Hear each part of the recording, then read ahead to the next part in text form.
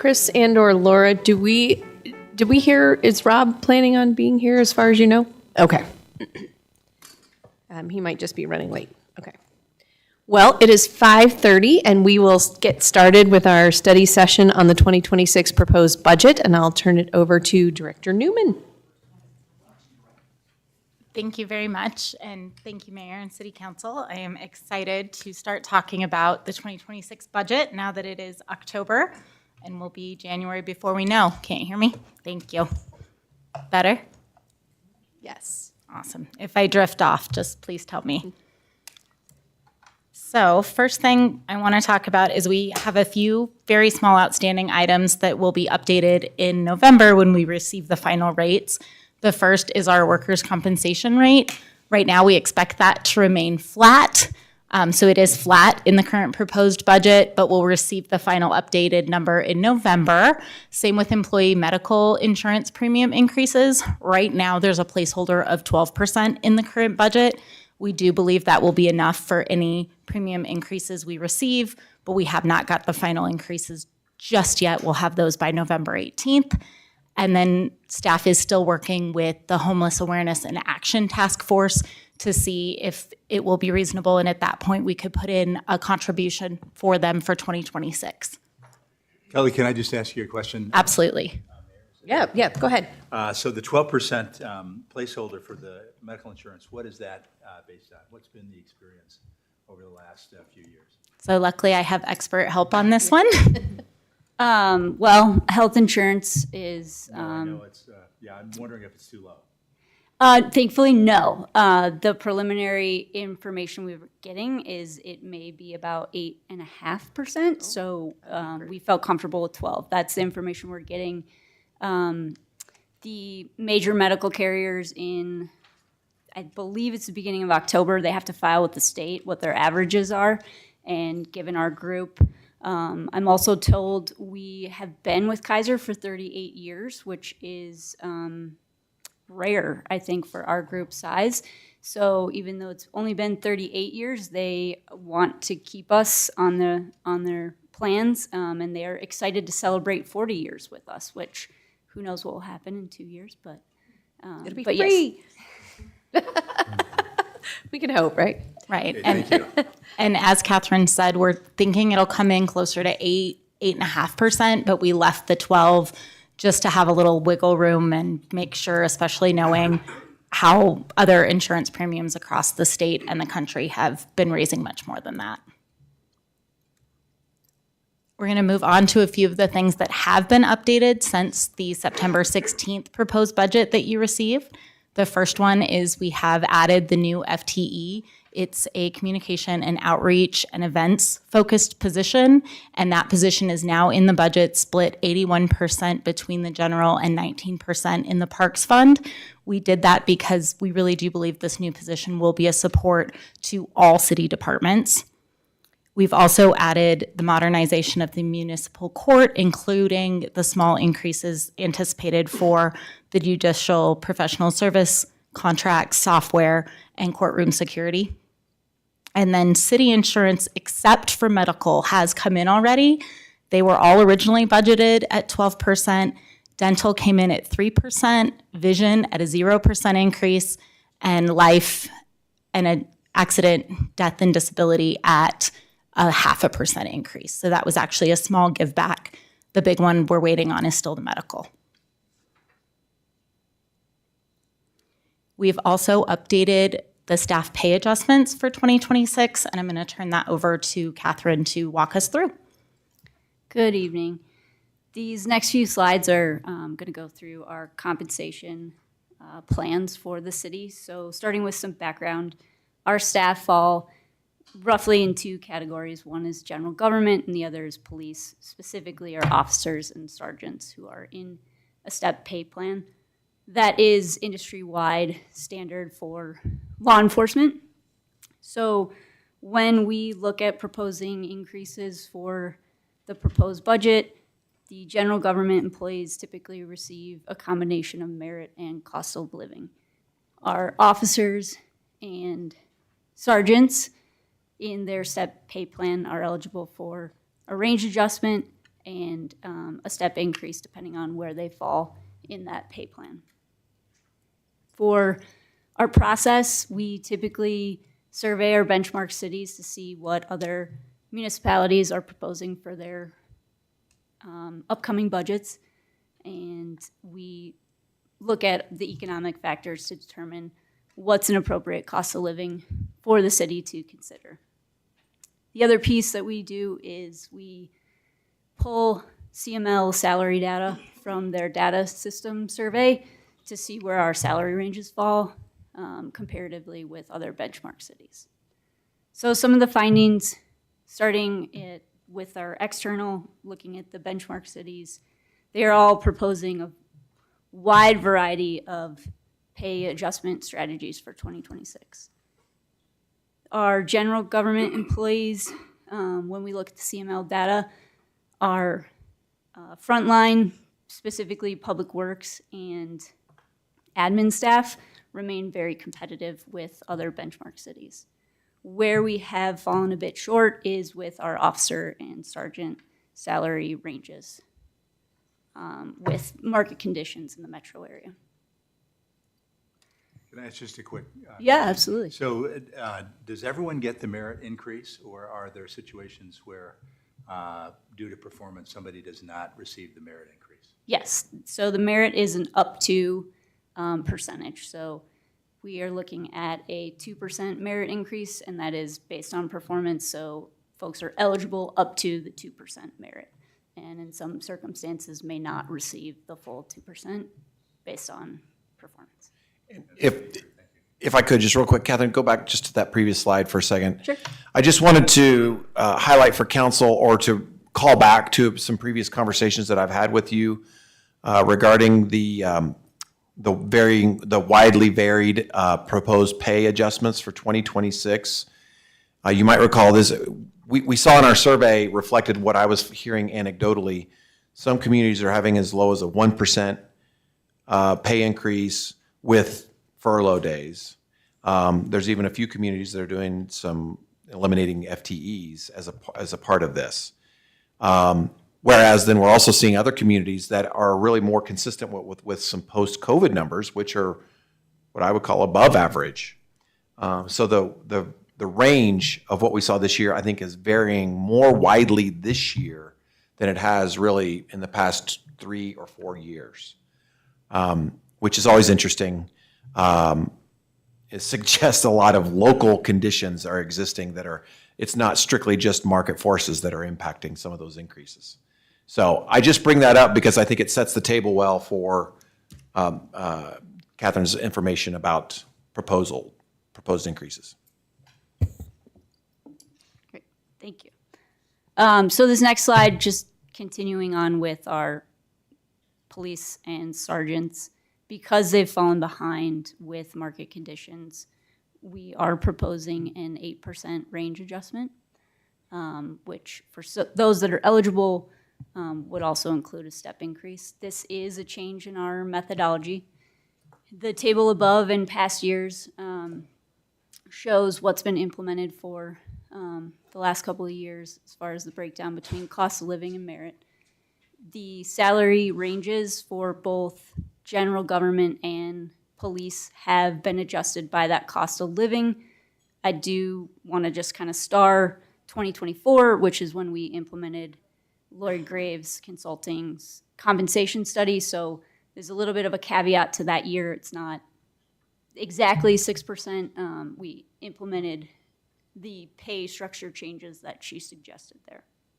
And then for the general government staff, we are proposing up to 4%, which would be broken down by 2% cost of living and an up to potentially 2% merit.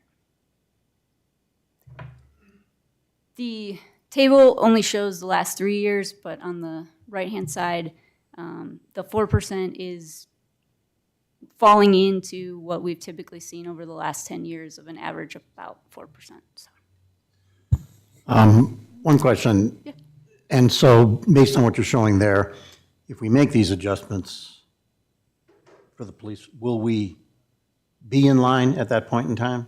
Yes, that will bring us, currently right now they're in the bottom 4, and that would bring us about 50%.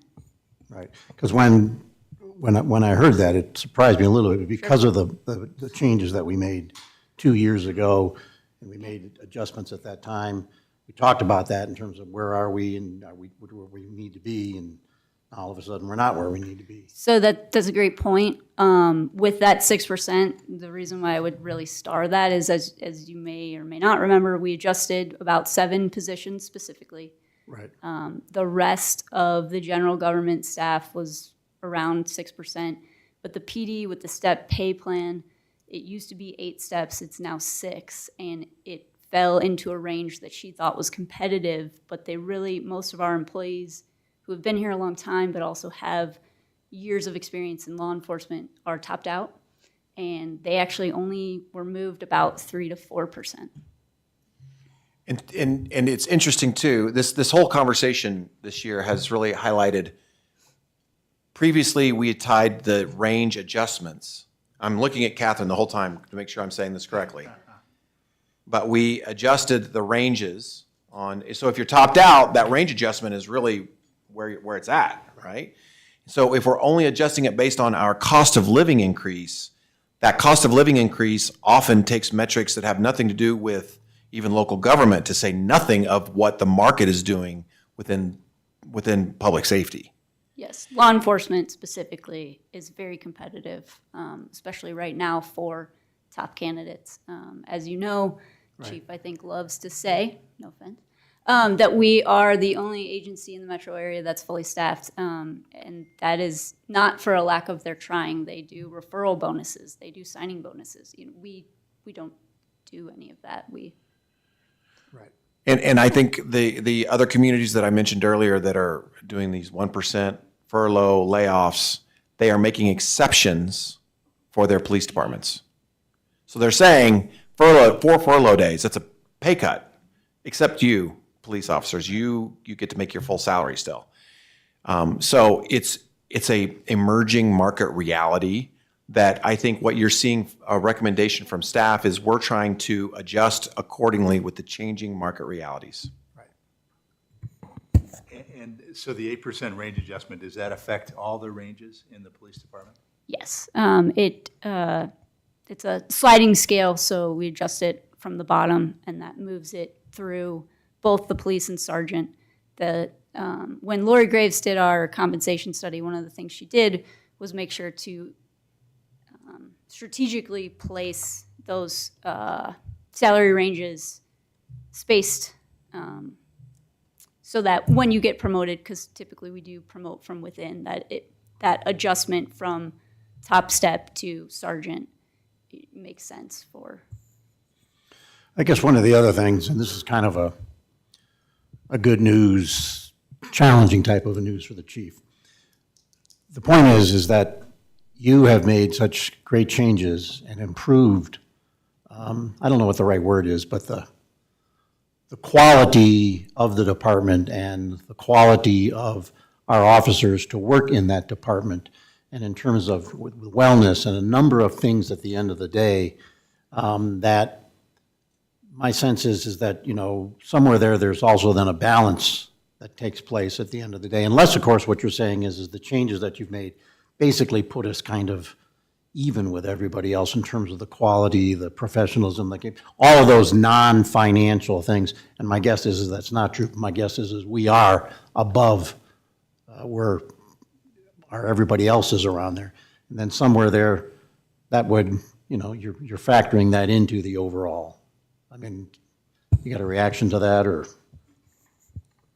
Well, probably something I shouldn't say it as we're discussing the budget, but I think there's a recipe for retention, and money isn't always the driving factor. I think that's important. I think culture is more important, and I think it has a greater value attached to it. At the same time, there is this breaking point where if we were to fall too far behind, then money then becomes a priority because the cost of living is going up and our pay isn't. So, and I just want to make this plug. I don't want to take Catherine's time, but the 8% is, from my perspective, an appropriate amount to get us to be market competitive and remain market competitive. One of the deficiencies that we have in my world is generally, like in this example, in 2026, we would be trying to benchmark against 2025's, all the other agencies' 2025 salaries. Like, we need to be here. Then we make that move for 2026, and then in January, all those other departments get a raise. So we're always tracking at least a year behind. This 8% is a larger grab, but it makes us market competitive year to year moving forward. And so thank you for the consideration. And the other thing, I guess I want to answer your question about balance. I want to repeat something that Catherine said.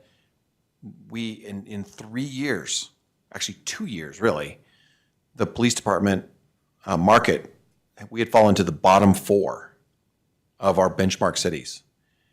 This only gets us up to the 50%. There was a time where our city council said we want to be around the 80th percentile for salaries.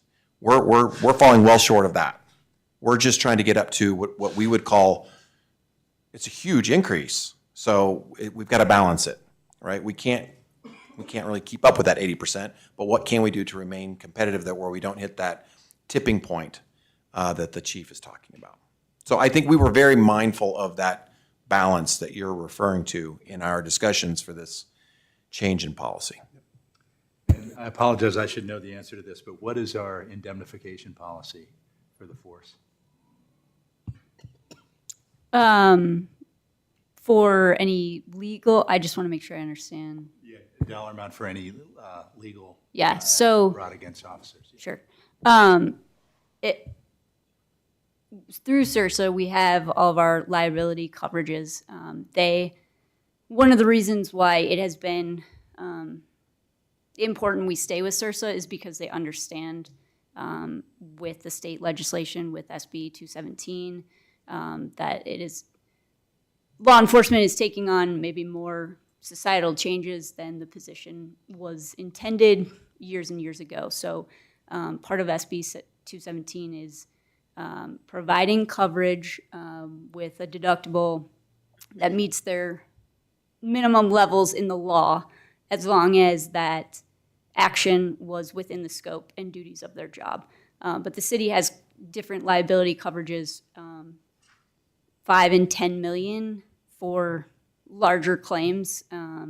There's other lines of coverage within CIRSA that are 2 million, 5 million. You know, our vehicles are covered a little bit differently. Again, I think driven by some state legislation.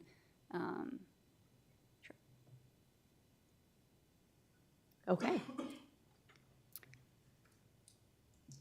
And our next proposed adjustment is a payroll schedule adjustment. So staff is recommending an additional 1-week pay for employees in January of 2026 to adjust the current payroll schedule to a best practices standard. This would be a one-time cost to the city of $145,000 split between general and parks funds. And the benefits to the city are it would reduce staff time to process payroll. It would also streamline our payroll processes. Right now we have electronic timesheets, but we can't actually take advantage of how that system is initially intended to import into our payroll system. It limits some risk of employees being over or underpaid because we are continuously looking forward and back with the current schedule. And then it lowers the potential errors that would happen with the manual entry that we are now doing for all of the extra duty jobs, overtime, any leave time, and that sort of thing. I think it's important too for our audience, maybe out there. The point is, when we talk about saying that it reduces staff time, the point is that it frees up time for our very talented HR director and finance director to be able to spend time on other things other than doing data entry, which I think would be is a huge benefit to the city. And I guess I would also say, for anyone who might be listening who doesn't really know what we're talking about, we do payroll in a way that I've never seen anyone else do anywhere. And this change is making it consistent with what most of us probably have experienced in our lifetimes is how payroll operates. So call it a best practice, if you will.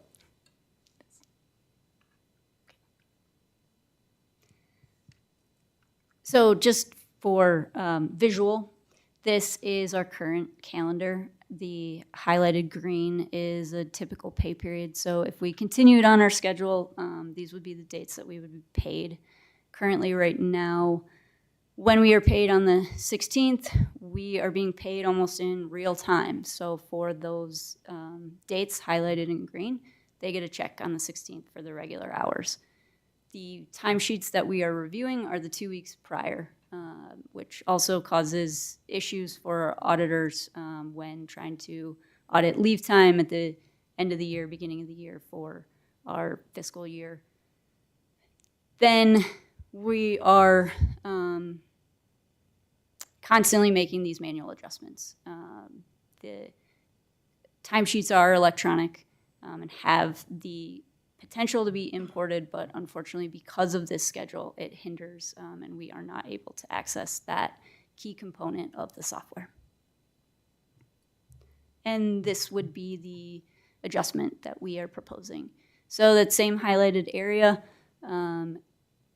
with a probably more regular type of pay schedule, those 2 weeks, instead of being paid on that 16th, would be paid the following Friday, which seems to be a more typical biweekly schedule for most companies.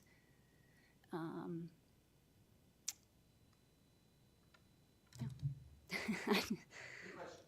you. Awesome. So back to the overall budget.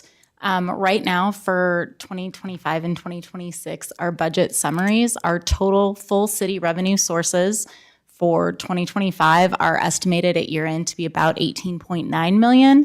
2026 proposed is 19.14 million. It's a change of about $240,000. Very much a smaller increase than we've seen in the past. That's a testament to the work staff and council has done in really trying to budget more to actuals and what we think we'll receive. Also kind of a forelook into potentials for next year with the Fed lowering interest rates, also the economy still being a little unknown, tariffs being very uncertain. For our expenditures for 2025, our 2025 budget is expected to come in at about 18.69 million. Our 2026 proposed will be 18.88 million. It's a change of approximately $190,000 across all city funds. All city fund revenue, again, this is where that $240,000 increase is coming from. You'll see that because it is the full city, it's coming across multiple different funds. Some are going down a little bit, some are going up a little bit. The majority of the increase is predicted right now in the general fund and in our sales tax, being that there are so many ways to remit sales tax to City of Cherry Hills Village right now. It is really helping all of the different vendors and remitters in the state and out of the state easily remit the money that is due to us. So we are seeing those collections raise, that sales tax revenue raise, because it is easier now to remit. If we're looking at total city revenue, again, this is all the funds. I did want to point out we are still majorly, there we go, property tax funded, and that 39% of our total city revenue comes in through property tax revenues of the village. Sales tax is climbing. It is up to 4.5 million predicted for 2026. And then we have, all of our other smaller revenue categories. Interest income is about 7% of our budget for 25 and 26.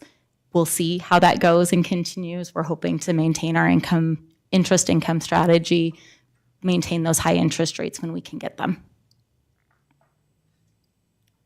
All fund expenditures, again in millions for 2026. If we look at the entire city, so all of our funds, all of our expenditures across, our largest spend is in public safety at roughly 32% of the budget. And then capital improvements are actually at 20% estimated for 2026, and that is because we are having a larger capital improvement year. We have more capital improvements projected to happen. If we look at what categories that money is going into and what we're really spending that on, roughly 50% of our budget is to support city staff and our personnel. We have a very staff-heavy in expense, and that makes sense because that is how we provide our services back to the village. Yeah. If you look at personnel and benefits and health, what percentage of that total is police force? Don't have that off the Okay. top of my head, I but I was can. just curious. Yep, I can absolutely get you that. Coming in a few slides down, we'll look at the general fund and how much of the general fund funds police. But I will absolutely make a note and get you that number. So next, we'll look at our largest fund, which is the general fund. For our 2026 proposed budget, again, we've got the $13.8 million coming in operating revenues and predicted expenditures at $13.4 million. That includes operating expenses of $10.94 million and then a transfer to our capital improvement projects at $2.5 million. That is higher than it's been in a few years, but again, it's because we have larger capital improvement projects coming and we want to make sure our CIP fund is funded going forward. 2025 to 2026 budget changes. Again, we're seeing $264,000 additional in revenue, or roughly 2% higher. That's predicted in sales tax and the ease for vendors to remit. And then our expenditures are about $1 million higher, and the majority of that is the increase in the new FTE, market and merit adjustments for staff, the increase in the predicted benefit costs, and then increase in our contract services. Ending fund balance for 2026, we're estimating the general fund to have an ending balance of $37.35 million, which is an addition of roughly $240,000 from 2026 alone. If we look at total revenue comparison, again, just general fund, 25 to 26, we really think pretty much all of the revenue will stay pretty stable. Sales tax is going to climb a little bit, and then motor vehicle use tax has been decreasing the last few years. So we brought it down a little bit, but moving forward and getting back into monthly financial reports, we'll be able to track that and see if that is the case. Interest income I've also predicted to come in a little lower for 2026, and that's based on the Fed lowering rates and the likelihood that we won't be able to get the 4.5% to 5% yields that we were seeing in 24 and 25. I've adjusted that to a 3.5% to 4% yield for 26. General fund revenue by source, sales tax has actually become the highest revenue source for the general fund. But as a reminder, property taxes are still the overall city highest revenue. Interest income is also about 9% predicted for 26. And then we have, a few other revenues coming in. Building permits and licenses, we've really expected to remain flat. Right now, there are not any large, building permits that we can predict for 2026, but that may change as it has the last 2 years. General fund expenditures, 45% of our general fund right now goes to fund our public safety department. Community development comes in at about 5%, and then our administrative, including the crier, comes in at about 14%. Again, interfund transfers, that's our capital improvement, is up quite a bit for 2026, and that's at 21%. That number is going to fluctuate every year based on what transfer we need to make to the capital improvement fund to keep those projects rolling. General fund highlights. Again, the majority of the increase in general fund is to add a new FTE and market and merit adjustments for general government staff to maintain our high quality of customer service. We're also seeing insurance and inflationary increases across the city, which is a big part of the increase this year. more capital projects lead to a capital fund transfer increase. IT costs have also gone up slightly, including cybersecurity and a third-party penetration testing, as we are more and more aware of potential, cyber attacks and need to tighten up our IT systems to ensure that they are still working for us. Also, public safety with promotions, their pay range adjustments, and additional software and equipment. And then community development, the large part of their budget increase, and you'll see this as we get to their slide, is a potential sustainability study. And we would like you to look at that and give your input right now. It is a $75,000 item and represents the entire 11% increase to their budget for 2026. Can you describe what that is? I have it highlighted in a couple of places. I just wasn't sure. Again, I have lucked out and I have expert help on this one. So thank you for the question, Councilor Fisher. When we updated the master plan back in 2022, one of the things that was identified was to do a city-specific, city operation-specific, not a city-wide, but specific to city operations, sustainability, and being sensitive to things like water use and things like that. So that study would ideally do an evaluation of current conditions, make some recommendations for things that we could improve or tweak moving forward specific to city operations. So this is environmental sustainability, is that? Correct. Correct. And this was on the list at the retreat. We just didn't have numbers at the time. Right. That's correct.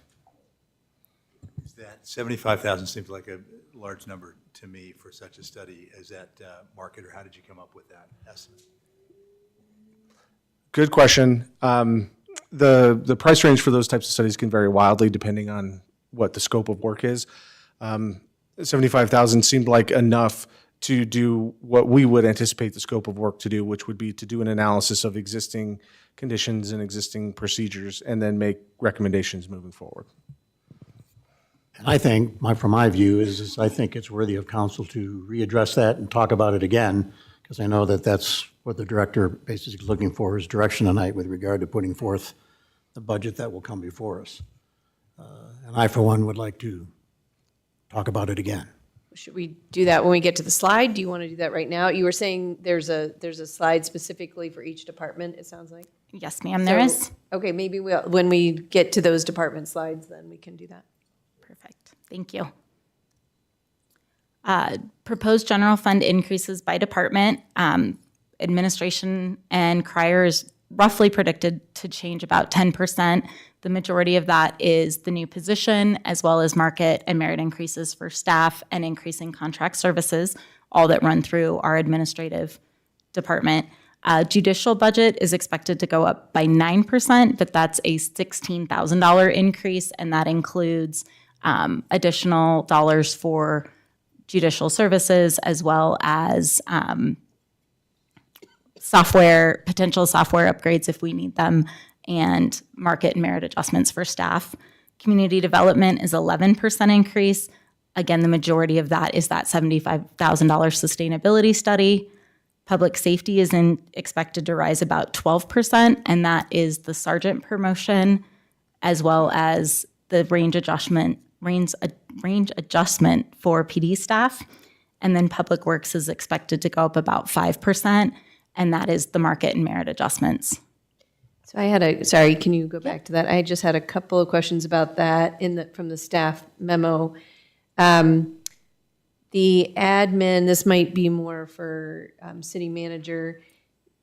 It talks about an increase in our legal services, and is that because we're just using more than we've budgeted for in the past, or is there something that we're expecting?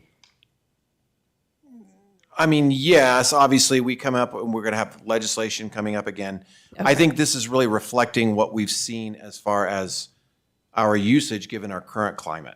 Right, okay. And that is everything from, sort of handling things on the fly like judicial services, but also these bigger picture things, which frankly, I had not been budgeting for, like legislation as a good example. Okay. in the staff memo, the information technology, it says add a cybersecurity center with additional target hardening tests. That was the testing that you were referring to. I'm glad to hear that we will be doing that. I had made a note of that. Under public safety, it refers to a social media and crisis communication specialist. Is that specific to the police department, or is that the same communication person that's addressed in, okay, that's the same person. What are Faraday No, bags? I'm sorry, no, that Oh, no, one it's is specific to Yep, police. that is So specific it's to a renewal PD. of a contract that we already have with that person this year. It's Got it. just renewing it for next year. Okay. What's a Faraday bag? I know the answer. I don't want to steal her thunder. Oh, okay.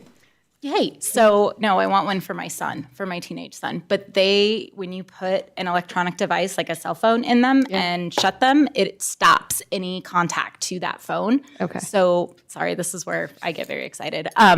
But so, like, if someone has the ability to try and wipe the information off a cell phone as law enforcement is trying to pull that information off to track criminal activity and things like that, they can't because this phone's in its own little world in this Faraday bag. Okay. Because I know what a Faraday cage is, but I didn't know they made bags. Yes. One for my 12-year-old son. And then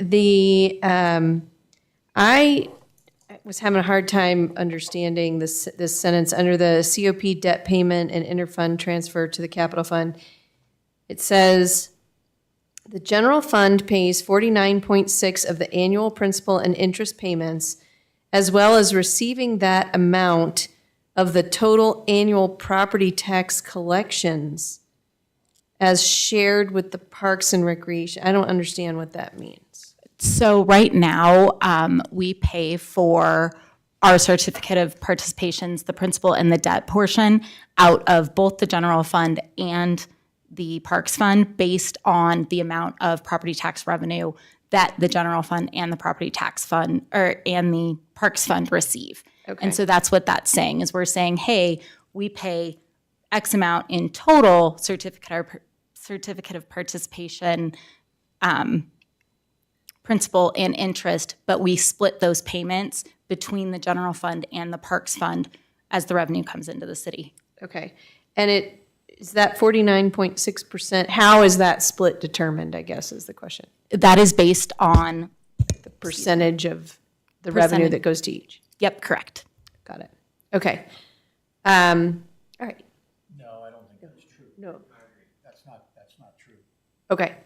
I mean, I think those percentages were laid out early on when the COPs were established.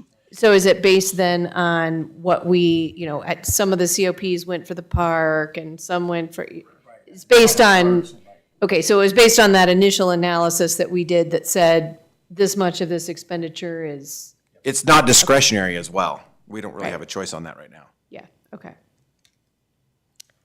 Got it. Thank you. Yes, thank you. And I will look at that because it is very close to the split of the revenue, but Okay. I can check that and make sure we're all good there. Department expenditure highlights. Like I said, these were going to be coming for the administration department. The majority of the increase is due to the new communication, outreach, and events full-time employee, as well as our CIRSA property and legal and liability premiums going up 12.6%, the increased legal needs, services, and costs based on usage. For information technology, we're looking at the cybersecurity center and target hardening / system penetration testing and really seeing, where our vulnerabilities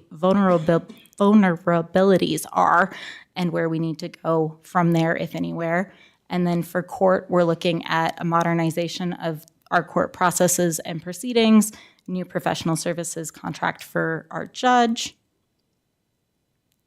For community development, right now, there's no additional large permits expected for 2026, and we are looking for input on that citywide sustainability study, which very basic expectation is about $75,000. So is this where you want us to discuss? Okay. So I agree. I had made a note of that as well. Can Can I ask just when the last time have we ever done this before? Not A to my sustainability study? Yes. No, not that I'm aware of. Yeah. Jay? This, No. this was a new item that was added in the 22 master plan. And am I correct in assuming that this was kind of Randy Wheel was really sponsoring this idea, or is that? I think it was a number, there were a lot of citizens' comments. It was a major, it was one of the, I guess I'd call two biggest parts of the master plan that were new. And it was based on substantial public comment, not just Randy's, I think. I think that's probably true. I know Randy was always a champion for those kinds of initiatives, but this is in the master plan that was a much broader process. That being said, I mean, you know, that we get to in this point in every process where we've defined what we'd like to do, and as we start to then tackle each of these processes in the master plan, it's never at unlimited cost, right? There's always a trade-off of, okay, we've heard from our community, this is what they'd like to do, this is what it's going to take to do that. Do we still want to continue to move that forward, et cetera? And so I think it is appropriate to discuss whether, I certainly think spending $75,000 on things that make our operations more sustainable makes sense. I get a little bit of heartburn and wish I was in the consulting business every day when I see those kinds of numbers to get pieces of paper. Well, So but is to it- be, let me, Go ahead, Susan. Yeah. we're not saying this is going to cost $75,000. We're saying we're putting $75,000 into the budget. We don't think it will be that, but we don't know yet what It's a it's going to be. conservative estimate of what we think it might cost. Yeah. So it could be when they take it out to bid, that it comes in at $40,000, or it could come in at $75,000. But it isn't that we know this is going to cost $75,000. Right, right. So I just And wanted to clarify. is the expectation that they'll, if they come back with findings, that we'll be able to take action that would make us more sustainable? Is that the Correct. purpose for Yes, this? correct. Actual implementable, thank you, steps that the city could take to reduce the carbon footprint of city operations. And from my perspective, and it's what the mayor was talking about, I have no, and what Councilor Evers said is true. The master plan, the citizens committee, I mean, there was a big discussion about sustainability. And I think our community wants us to be sustainable and environmentally conscious. But the question is do you need to spend money to have somebody come and tell you how to do that? Or can you go, like, say to me, I'd rather take the $75,000 and go spend it on things that I know will make us more sustainable, not a study. And so I want to see this thing go. I'm just, it's out there. I want it gone. I'd rather have the money sent, hey, if we need to get some more electric mowers, we need to get some more of this, more. We know the things that we need to do. Now, do we know them 100%? No. But at the end of the day, I don't think we need to be doing a study just to basically tell us that what we're doing right or what we're doing wrong, and certainly not $75,000 worth. Well, I will say that when this summer I was able to attend the CML conference, and there was, one of the panels was a presentation given by, I think it was Northglenn and by Eagle, that had talked about all of their work that they have done on sustainability. In particular, Northglenn built a new city center building, which incidentally, we're all invited to go out and see sometime. It's beautiful. And part of that was a full investigation of their entire city operations at how to do. There are consultants out there that can help us figure out citywide. It's broader than just looking at needing new electric mowers or something like that. The town of Eagle at the time spoke an awful lot that it puts not just a lot of work on our other departments, Public Works and the administrative side, but it really draws in our finance people, because that's the way we end up trying to pay for some of this stuff and figure out the economics of whether something actually makes long-term sense for the city. The other thing that I thought came into play as I looked at this number a little bit is that because this is our first and initial survey, it's probably going to be a more detailed survey than we would hope to have for some updates. So I can understand how an initial one is more expensive than hopefully what would be the subsequent ones that would follow. Don't know, but that would be my sense. Sort of in the same way that we have now gotten to the point where we're doing traffic studies on a 10-year basis and some of our other analyses periodically. I think that this sustainability one was one that was called for, and frankly, I see a lot of residents who come up to me who say, when are we going to form that citizens committee that we talked about when it came time for implementing stuff for that item in the master plan? So I do think there is a distinct sense that people want to see us greener. You know, I know that all of our department heads and city staff overall have already tried to come up with low-hanging fruit that we can address. I think this is looking at it on a much grander scale. And so I think something is appropriate. You know, is it a $70,000 number? I don't know. I think we're going to have to largely see what we choose to put in our RFP.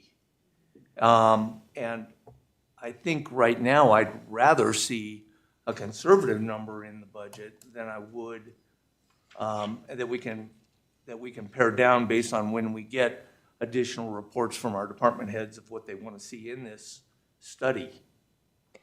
So I wonder whether, when we've looked at this issue in the corporate world, it's often the lowest level employees that have the best ideas. And we put out there a $1,000 bonus for the employee that came up with the best idea for reducing our carbon footprint across a corporate entity. And I wonder whether that might be a better solution than having a top-down study tell us to open it up to all of our employees and say, let us know your ideas. How can we improve our footprint, and maybe have an incentive for some of them to participate. Anyways, just to. I think it's a really creative idea. I agree with what you said, Rob. I do think that our community is interested in sustainability. I think it's a very important issue. $75,000 seems like a lot to me, and part of that is if we're talking about what we can control, which is city operations, and I do think a lot of our citizens are thinking beyond that to things that the city doesn't actually do. But when you look at what we control, which is city operations, I mean, it's basically public works and police vehicles. I'm not really sure what you're going to study, right? Like the village crier. I mean, is there more green ink? All the city facilities. Yeah. So but it's also can also get into our roadways, our parks, our trails. So public works and Yep. and our vehicles and facilities, I guess. Yeah. The vehicles. So I obviously are very 75, public. and I think I maybe agree that a study could be beneficial. I just would hope more than anything. I guess what I'm saying here is that if the RFP results came back and they said $75,000, I would be more likely to say, then let's just not do it. And so I guess I would be in favor of putting a number that seems palatable to everyone and what we can do within that framework. And if we can't do it in that framework, then we need a different plan of attack, is my idea. Let me jump in and just mention, I feel I'm kind of shooting in the dark here because I don't know what we're asking for. I don't know what the going rate is for doing what I don't know what I'm asking for. Really, Rob? But I would rather have a placeholder, much the way we've got placeholders that we've talked about earlier tonight. I don't know what that number ought to be. I mean, but I think we need a number in there for some type of study that I think now the task would be, what do you want it to be? And what specific areas? And I agree with Councilor Robinson that, the guys who are out in the field, they frequently is on how it is that some of this stuff can get done in a good way. And so I know that the people from the town of Eagle, when they made their presentation, did say exactly that sometimes you get the best information from the least expected places. There was one consultant who was involved in that presentation, and afterwards, Laura, they sent a card to me that I didn't bring tonight. They made themselves available to us even on a general, hello, here's what we are and what we think we might be able to do. I know that in past years, I've talked to our city's contractor, Shums Coda, and they also have a group of people who are right in this same area. So I think there's a couple of resources out there that we can frame a better RFP for, but I do think that some type of placeholder, if we think that 50 is a better number to put in there, let's put in 50, let's get the input that we think we need. If we need to change it, we change it. My gut reaction is things are more expensive than we think, so that's, I think, maybe why, Paul, you brought in 75, but, I think that, we are in a position where if we think that is going to be well-spent money, we have that resource available to us. Yeah, and I have no problem with that, putting it in there, because the point is we'll come back later and we'll address it again. Just because it's in there doesn't mean a dime will be spent. Correct. It's in That's there correct. for that purpose. That's correct. And I'm not an environmental expert, but I know a little bit about it, and I know at the end of the day that if you do a sustainability study only on the city's operations, now, we're not talking about doing something broader and composting and things of that nature, you're going to come back with some changes that you're not going to want to make. That's probably true, yes. Okay? Because one of the things that we do here, and probably one of our biggest, is with regard to our roads and with regard to our police force being out on the roads and patrolling. And we encourage both of those substantially. So, but that's then, that's for a later time. And I'll want to have that discussion at that time when we do talk about the RFP. I have no problem leaving in the 75,000 as a placeholder if that's what you want to do. But it's, when we come back to it, just know you're going to have one council member that's going to be coming at it from that perspective, so. I do want to make sure we get through the rest of the presentation. I would be more comfortable with a $50,000. I do think there needs to be a placeholder. I would be more comfortable with a $50,000 placeholder because of the way we work is that if we budget for 75,000 and we get an RFP response that's within our budget, obviously, we can still discuss, whether we want to do that or not, but it's a different take when it's been budgeted for, and I just would really hate to see us spend $75,000 on a stack of paper. I'd rather see us spend it on something that actually, and hopefully they wouldn't print it, it would be electronic so that we don't kill the trees, but that would be my preference. I don't know if other people have an opinion. Okay. Seems like we got a lot of head nods there. Yep, Okay.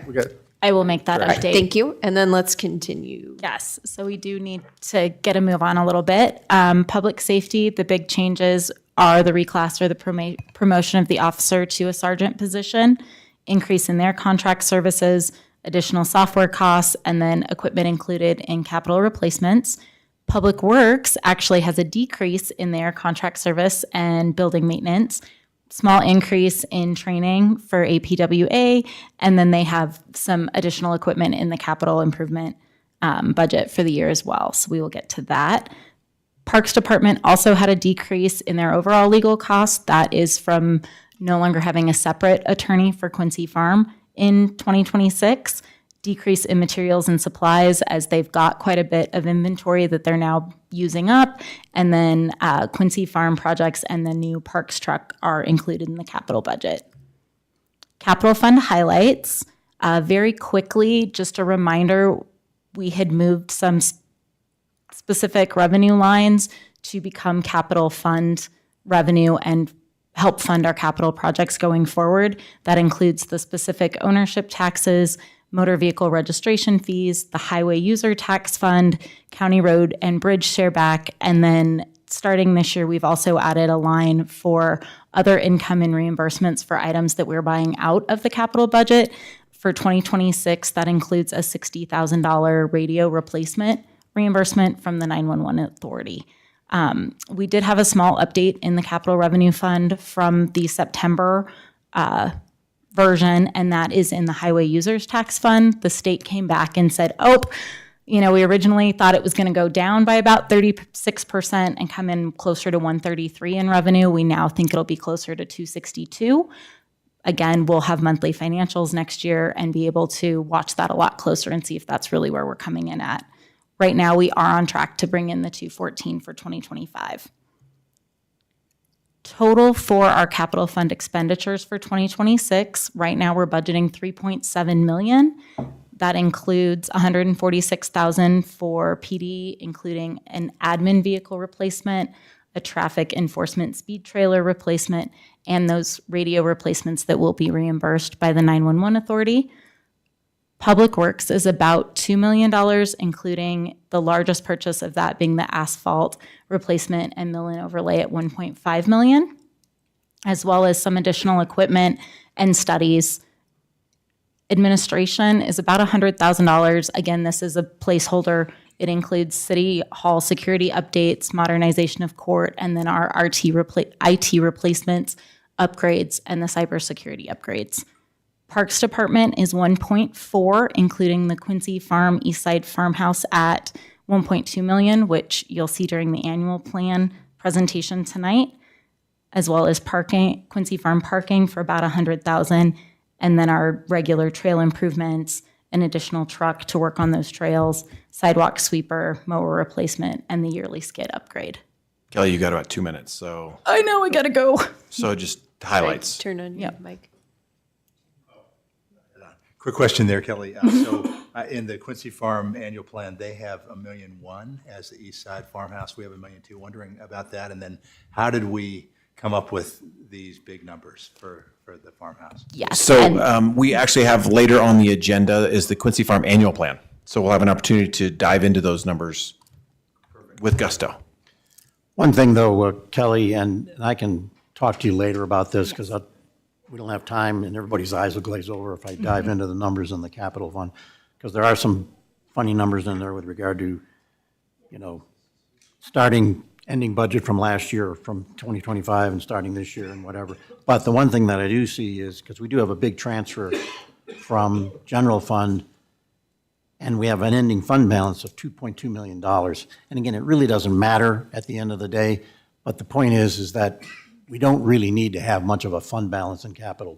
The reserve for the capital fund is contained within the general fund. Correct. And that's by our resolution that we passed. So that's one thing we may want to talk Yeah. about, which is to have a less transfer of the general fund. To CIP bring that for the down. year. But there's also some other numbers in there, and I'll talk to you about those. Guys, Okay. We're actually conducting would our be meeting, great. so if you could come in quietly, that would be appreciated. Thank you. Very, very quickly in my last minute, other fund highlights, all of our other funds, including our Park and Rec, are really doing very well. We're anticipating, to have positive fund balances in every fund at the end of the year. You can see those details in the budget and in the memo. Again, all of our funds, a lot of our revenue predictions, especially for those smaller funds, the Conservation Trust Fund, as well as the Arapahoe County Open Space Fund, those come from our partners either at the state or at the county. So that's why those revenues are staying pretty consistent or either lowering just a little bit. And then our Water and Sewer Fund is our only enterprise fund. Again, those revenues are expected to remain consistent. Expenses are down a little bit from last year, and that's based on less repair and maintenance anticipated for 2026.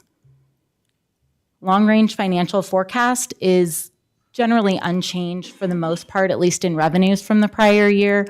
There is a slight decrease over the 10-year ending fund balance, and that is due to the 10-year impact of that new communications FTE, these small increases in judicial services, increase in staff pay, as well as increase in PD staff ranges, and the sergeant reclass. But I will say, though, that that's an important thing. That's the first time that that's happened. Not a big deal, but the point is that's the whole point of the long-range financial plan, is to go, oh, something changed.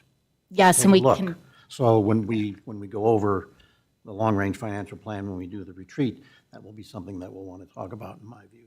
yep, you can actually see those 10-year impacts now of each of those changes we make year over year. Next steps, first reading of the budget and GID budgets will be on November 18th, and then the second reading will be on November 18th and December 10th. So thank you. Thank you for having me. I have some follow-ups, and I will get back to you on those. Great job. Thank you. Yes, great presentation. Thank you.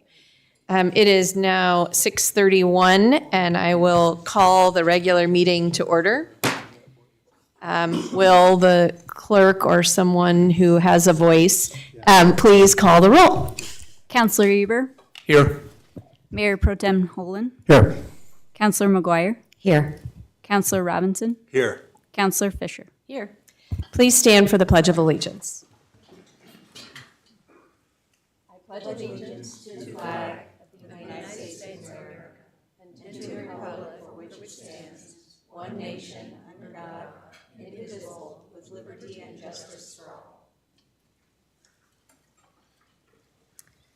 Next up is audience participation. We do have people in the audience tonight, so I just would call your attention to our rules of participation, which are up on the screen behind me and to the side. I will call your name in the order that you're signed up. When you come to the podium, please state your name and address for the record.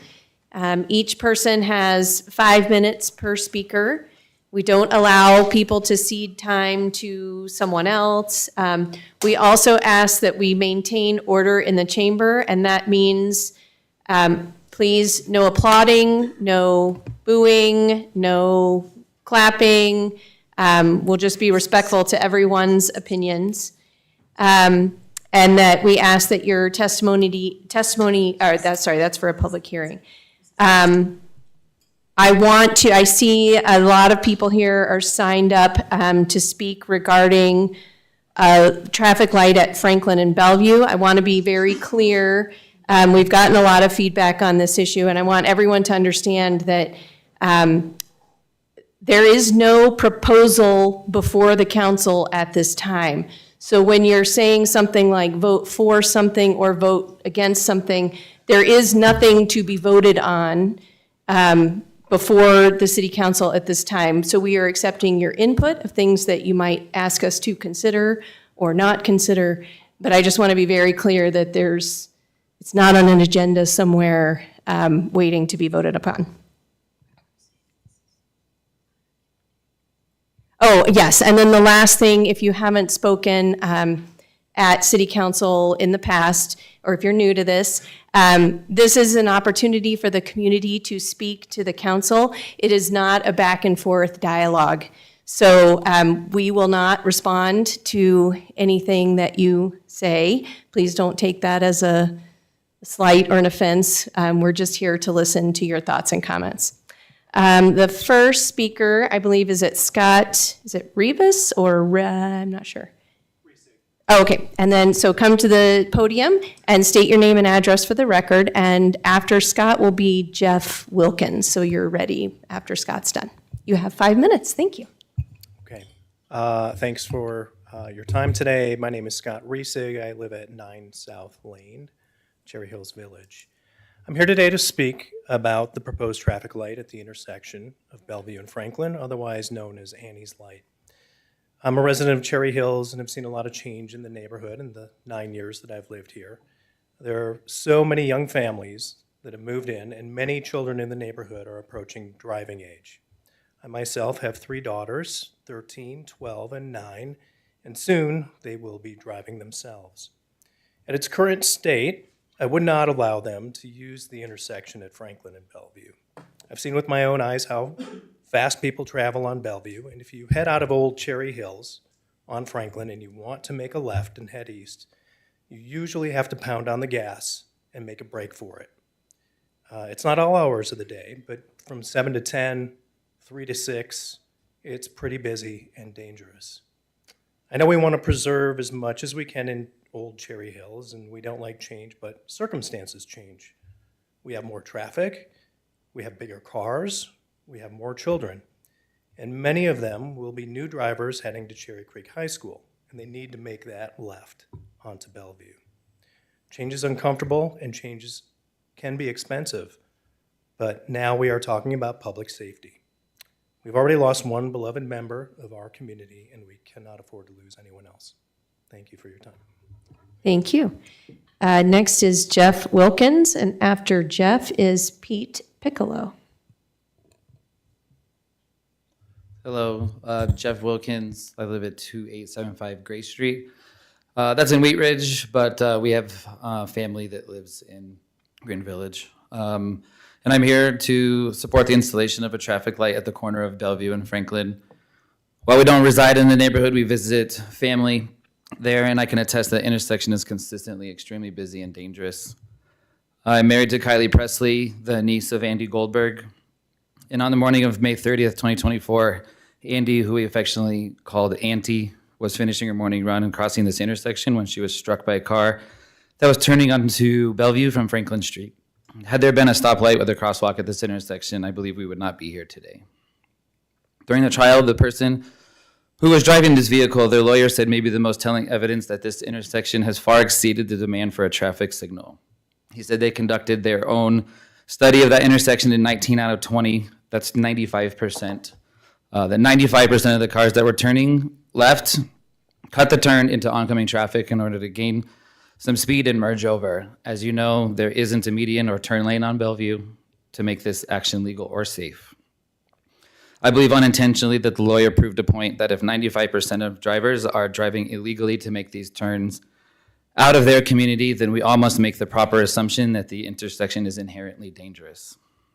The very nature of this intersection causes drivers to make critical decisions under pressure with significant risks that would be avoided with a light to make this crossing of the street safe for vehicles, cyclists, and pedestrians.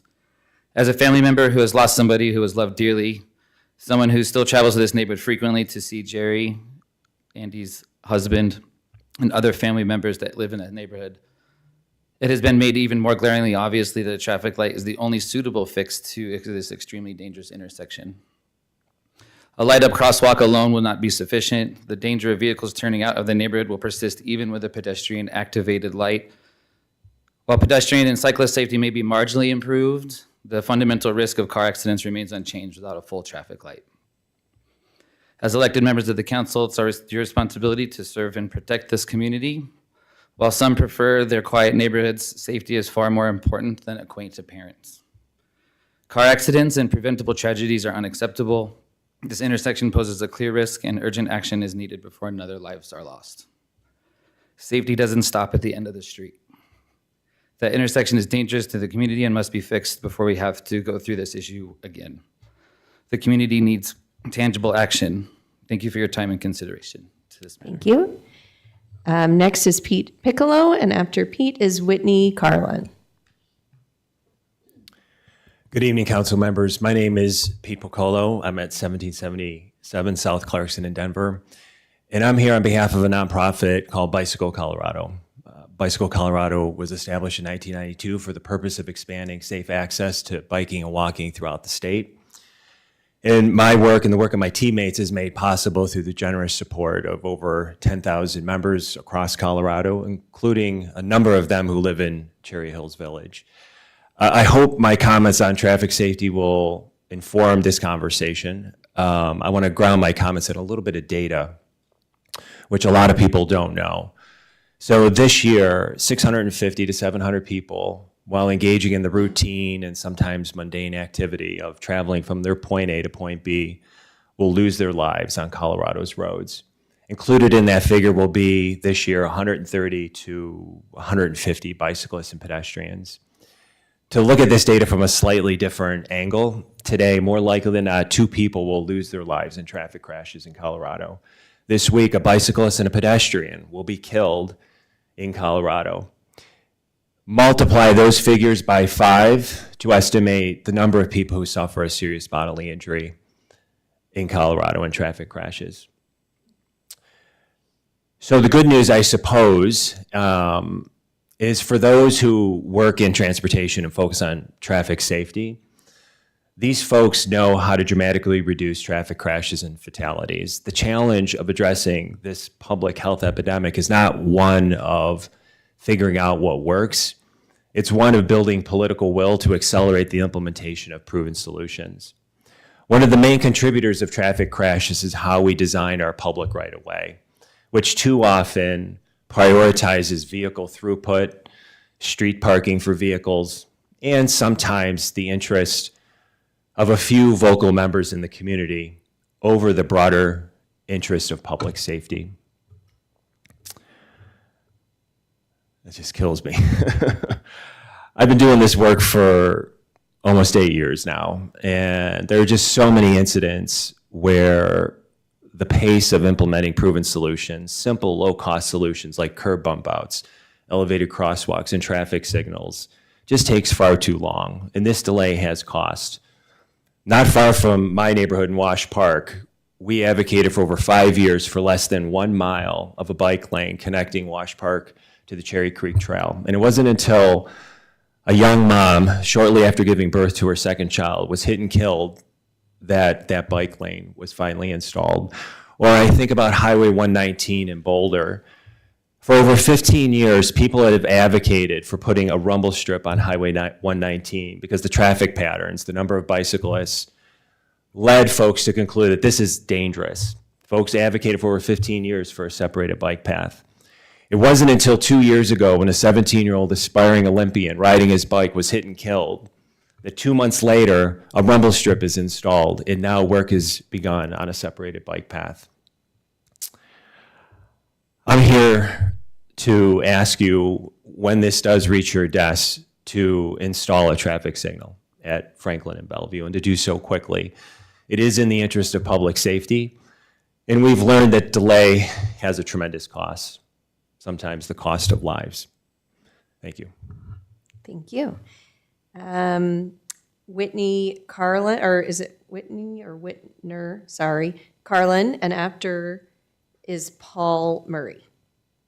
Hi. I'm Whitner Carlin, and I live at 4900 South Franklin. And I'm just here to echo all of the above that has been previously stated. I have 3 littles at home, and when I'm turning east out of the neighborhood, my oldest one is often like, go now, like, because she knows it's so hard to turn, and it's so stressful, and it's something that we deal with every day, and just with so many young families and young drivers in the neighborhood. I feel like it's a must. I cannot fathom letting my children turn left out of there. So I'm just echoing the desire for a traffic light, and thank you so much for your time. Thank you. Paul Murray, and after Paul is Greg. And I'm sorry, Greg, I don't know how to pronounce your last name, but you know who you are. Good evening. Thank you for having me. My name is Paul Murray, and I reside at 5097 South Franklin with my wife, Jenny, who's behind me, and our 3 young daughters, 10, 8, and almost 6. I'm returning tonight to the City Council to voice my opposition to a traffic light at the intersection of Bellevue and Franklin. I believe there are and could be alternatives and also potential consequences to installing a light, and potentially rushing this decision along may not be the best solution. You know, from what I've gathered from the petitions that I've seen thus far, this doesn't appear to be a 90-10, 80-20, or even 70-30 issue. There seems to be ample support for and against different solutions. I'd ask that the city council strongly consider conducting more research and engaging in further discussions before we ever reach the point of a vote. I think we need to focus on what are we trying to solve? Is it safety? Is it convenience for drivers? Is it preservation of a neighborhood? If safety is the main concern, a median may be the best solution altogether. It eliminates both left turns onto Bellevue and eliminates the potential of fast cars speeding down regardless of the light.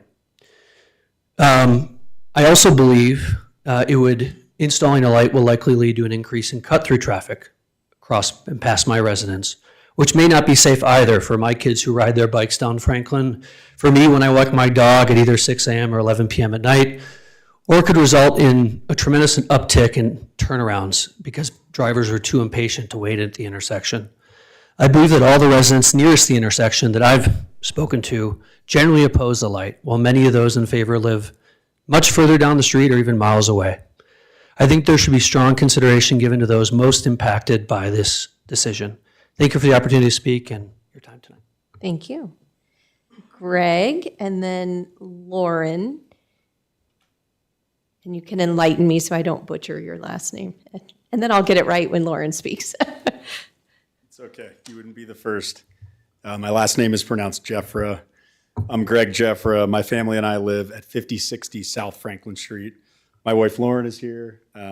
We live across the street from Paul and his lovely family. We have 2 children, Michael, who is a 12-year-old and 6th grader at West. He went to Cherry Hills Village Elementary School. And our 4th grader, going on 18, Maddie, is also at CHVE. And this is our community. This is our home, our backyard. We love this place dearly. Like Paul, I'm returning to the City Council tonight to voice my opposition to a traffic light at the intersection of Bellevue and Franklin. In recent weeks, there's been a lot of chatter and rumors and noise about this potential light. On behalf of the Cherry Hills Village residents who would be most impacted by this installation, we respectfully ask the council to explore other options and do significantly more research to ensure that the most prudent decision is made here. I believe there are unintended consequences to installing a traffic light at this intersection. Because of this, it should not be a decision that is made hastily or rushed or even under pressure. It's clear there is strong support both for a light but against a light as well. And with this, I strongly ask the City Council to consider conducting more research and due diligence before any next steps are taken. Also, I think additional data about the direct traffic impact an installed light would cause, particularly to Franklin Street, is essential.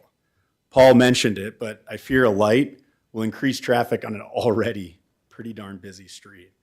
And it's not just for the folks close to Bellevue, it's for all neighbors and residents on Franklin. It will cause more strangers to drive through our neighborhoods who are lost, and I think suddenly Franklin would become a new cut-through street. You can argue that this would lead to an increase in potential crime, car accidents, and maybe pedestrians being injured. And again, I think this would take away from the tranquility and peaceful nature of our neighborhood and roads. Additionally, some research suggests larger streetlights might need to be installed, along with sidewalks and double yellow lines. This could mean added costs and headaches for the entire neighborhood. And I think Paul mentioned it really well. If safety is a key rationale for the addition of the traffic light, couldn't we argue there might be better solutions, say something like a median? We just ask that all of those other solutions be considered and researched. Thank you so much for the time, Council. I hope that more research, data, and insight will be provided before any decision is considered, as whatever's decided will have a really lasting impact on this amazing community and neighborhood we call our home. Thanks. Thank you. And next is Lauren Jeffra. Did I get it right? Okay. And after Lauren is Renee. Oh, and now you're killing me with that. Well, I'll let you introduce yourself when you come up. Thank you for your time, and thank you to all the council members for listening to us today. My name is Lauren Jeffra. I am the wife of Greg Jeffra. I also reside at 5060 South Franklin Street, so just 2 in from the intersection that we are discussing. And like Greg said, we have 2 young children who have many friends along our street and within Old Cherry Hills that come over and play frequently and are often crossing the street, riding their bikes, playing in the front yard, etc. I think everyone here today can agree that this is a safety issue. The intersection of Franklin and Bellevue is admittedly very dangerous, and that we all agree that something should and can be done. However, we have to also take into consideration the safety of our neighborhood, the safety of Old Cherry Hills, the safety of our side streets, not just Franklin, not just Bellevue, but Lafayette, Layton, Quincy, all of the streets that would then become a major cut through and would increase in traffic, and strangers and different people that don't necessarily know their way around, speeding, trying to get to where they're going all the way, you could argue, from University all the way to Hampton.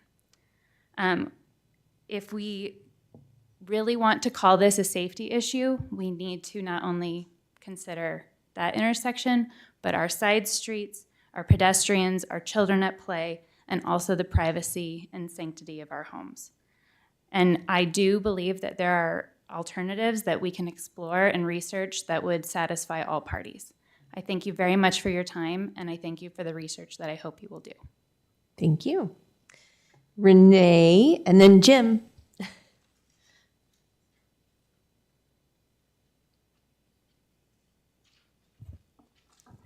My name is Renee Karen Tunis, and my grandparents and great-grandparents lived in Cherry Hills Village for more than a century. My granny Thelma Flagging lived at 4500 South Franklin Street, now 1601 Stanford, for 60 years. I've spent a lot of time along Franklin Street. I now live on Cherryville Road in Greenwood Village.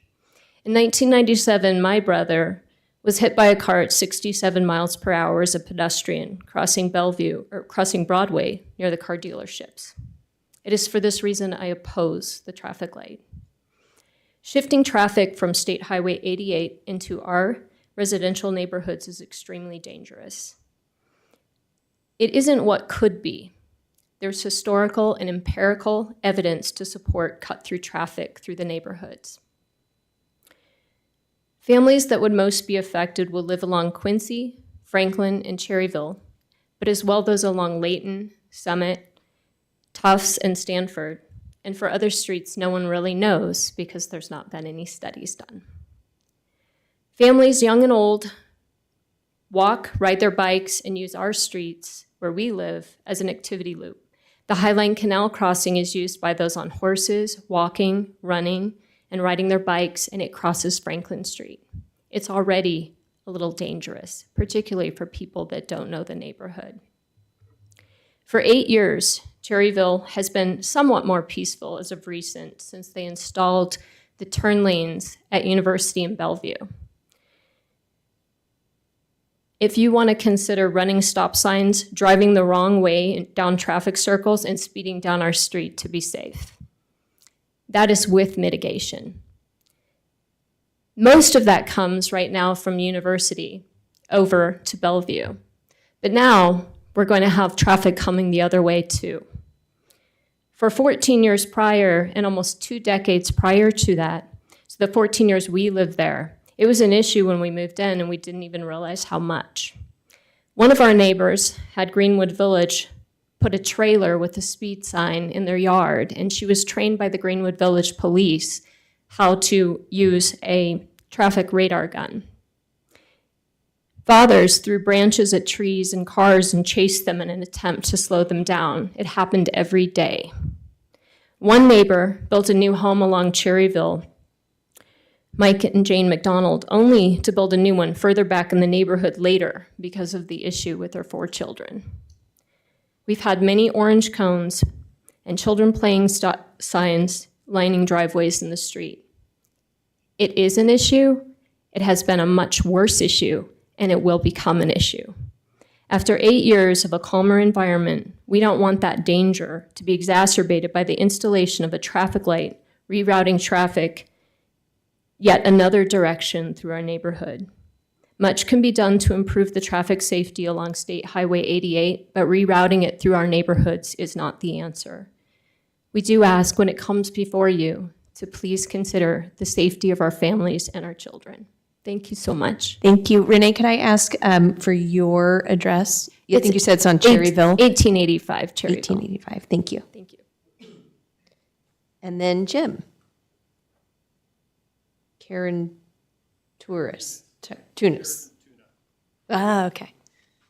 I am Jim Karen Tunis. I also live at 1885 Cherryville Road. I'll be short because I think everybody covered most of what I had jotted down earlier. The two things that I wanted to bring up is I do think that we will have more traffic because this isn't like a Steel Street light where there's a gated community on one side, dead end on the other. And as it was brought up earlier, this is probably going to make a Clarkson-like traffic or route from University down through Franklin to Quincy, my opinion. But I also think that our neighbors are going to tread over each other. Greenwood Village will go straight through Franklin to get to Hampton, wide turn on Bellevue and go down Clarkson, and vice versa if you want to go to University. We should keep that in mind. Again, this is just my opinion. There have been no studies or anything around that. The second thing is we are not the devil. We do want a solution that everyone can benefit from, and safety is of a concern in both the intersection and the neighborhood streets. I think so far we've been just looking at what I would call a point solution, which is the intersection. I think there could be different traffic setups there. I won't go into that detail yet, but I think there are solutions we could all live with. And I hope that when you consider this, you take into account there's a great business ethics model from the University of Denver that I was taught about stakeholders, all the stakeholders, especially the stakeholders that will be carrying some of the burden. And there's that on both sides of this. And we can find a solution that we can have a long-term lasting solution for all of us. Okay. Thank you. And finally, Laura Crispin. I know how to pronounce your name by now. Laura Crispin, 18 Cherry Lane. I'm here because I heard this was going to be a subject tonight. Actually, I'm here for another matter, as you all know. But because none of you can respond, I thought maybe I would. Because for those of you who don't know, I'm the former mayor of Cherry Hills Village. I worked intimately with Al Blum to get the stoplight at Glenmore Steel. So there's some information that I think people need. If we were talking about a light at Quincy and Franklin, this would be a decision that this council can make. But we are not, or you are not. You are talking about a light on a state highway. Al and I worked to get that light. But I will tell you that it took many years, tremendous amount of political pull, plus the Colorado Department of Highways actually owed me one. And we had Greenwood Village on board. We had the Colorado Department of Highways eventually on board. We had Cherry Hills on board. That street is controlled by the Colorado Department of Highways. And I will not say that they are easy. Matter of fact, I would say that they're going to be even harder than they were when we were doing it, because they have a goal right now that everybody needs to understand. And that goal is to move traffic as quickly as possible east and west. I'm not making this up. That's what they've told us. They also have a quota on how many people can die. It's a horrible thing, but they have it. You need to understand it. They do not have any qualms about telling you it. So I am happy to, if people want to have a meeting, and I'll just regurgitate what I know and people can take it and figure out how to do this if it's something they want to do. And I understand that people do, but you need Greenwood Village, You need the Colorado Department of Highways, not just this council. And I'm happy to meet with people, and I can't even tell you how painful that was when we did it. Thank you. Thank you. That is it for audience participation. Okay, I was just about to say, is there anyone else who did not have an opportunity to speak who would like to speak? Yes, please come forward and state your name and address for the record. Apologize for not No, that's all right. doing that properly. Gretchen Swanson. I live at the address right on the corner there at 5090 South Franklin Street. And I believe I'm one of the only people here who actually lives on this corner that we're talking about this installation of a light. While my deepest condolences to the loss of life that happened not this past May, but the May before that, it appears to be that was a jaywalking incident, that perhaps we could think of other ways besides a traffic light, a full-on traffic light with the lights, sounds, and action, casino-like, of something installed into the middle of our peaceful neighborhood. Halfway either way, half a mile either way, there is a major street light, one at University and then one at Clarkson. I just think that's overdoing it with the traffic lights. And additionally, as other people have already stated, that there are other ways to mitigate this, such as no left turn could be considered coming out of my side of the intersection. Also, signage for pedestrians to be careful that it's not a crosswalk, because some people might be thinking it is a crosswalk, because to my knowledge, the Highline Canal Trail map, I've been living here for 20 years, by the way. This is my house for 20 years. To my knowledge, the Highline Canal has this as a route to cross Bellevue, and maybe that could be looked at as well. Perhaps a civil engineer could be hired or consulted with to discuss these different ways of mitigating the danger of crossing the street for pedestrians, bicyclists, drivers, for everybody. And it wouldn't have to be just one way of a huge traffic light. There could be other ways of in between. Thank you so much for your time and attention. Thank you. Thank you. And then anyone else? Okay. Well, thank you all so much for being here. We really do appreciate you taking the time to come. I want you to know that you have been heard and that we have listened dutifully to whatever you've brought to the table, and we'll take it under advisement. So thank you.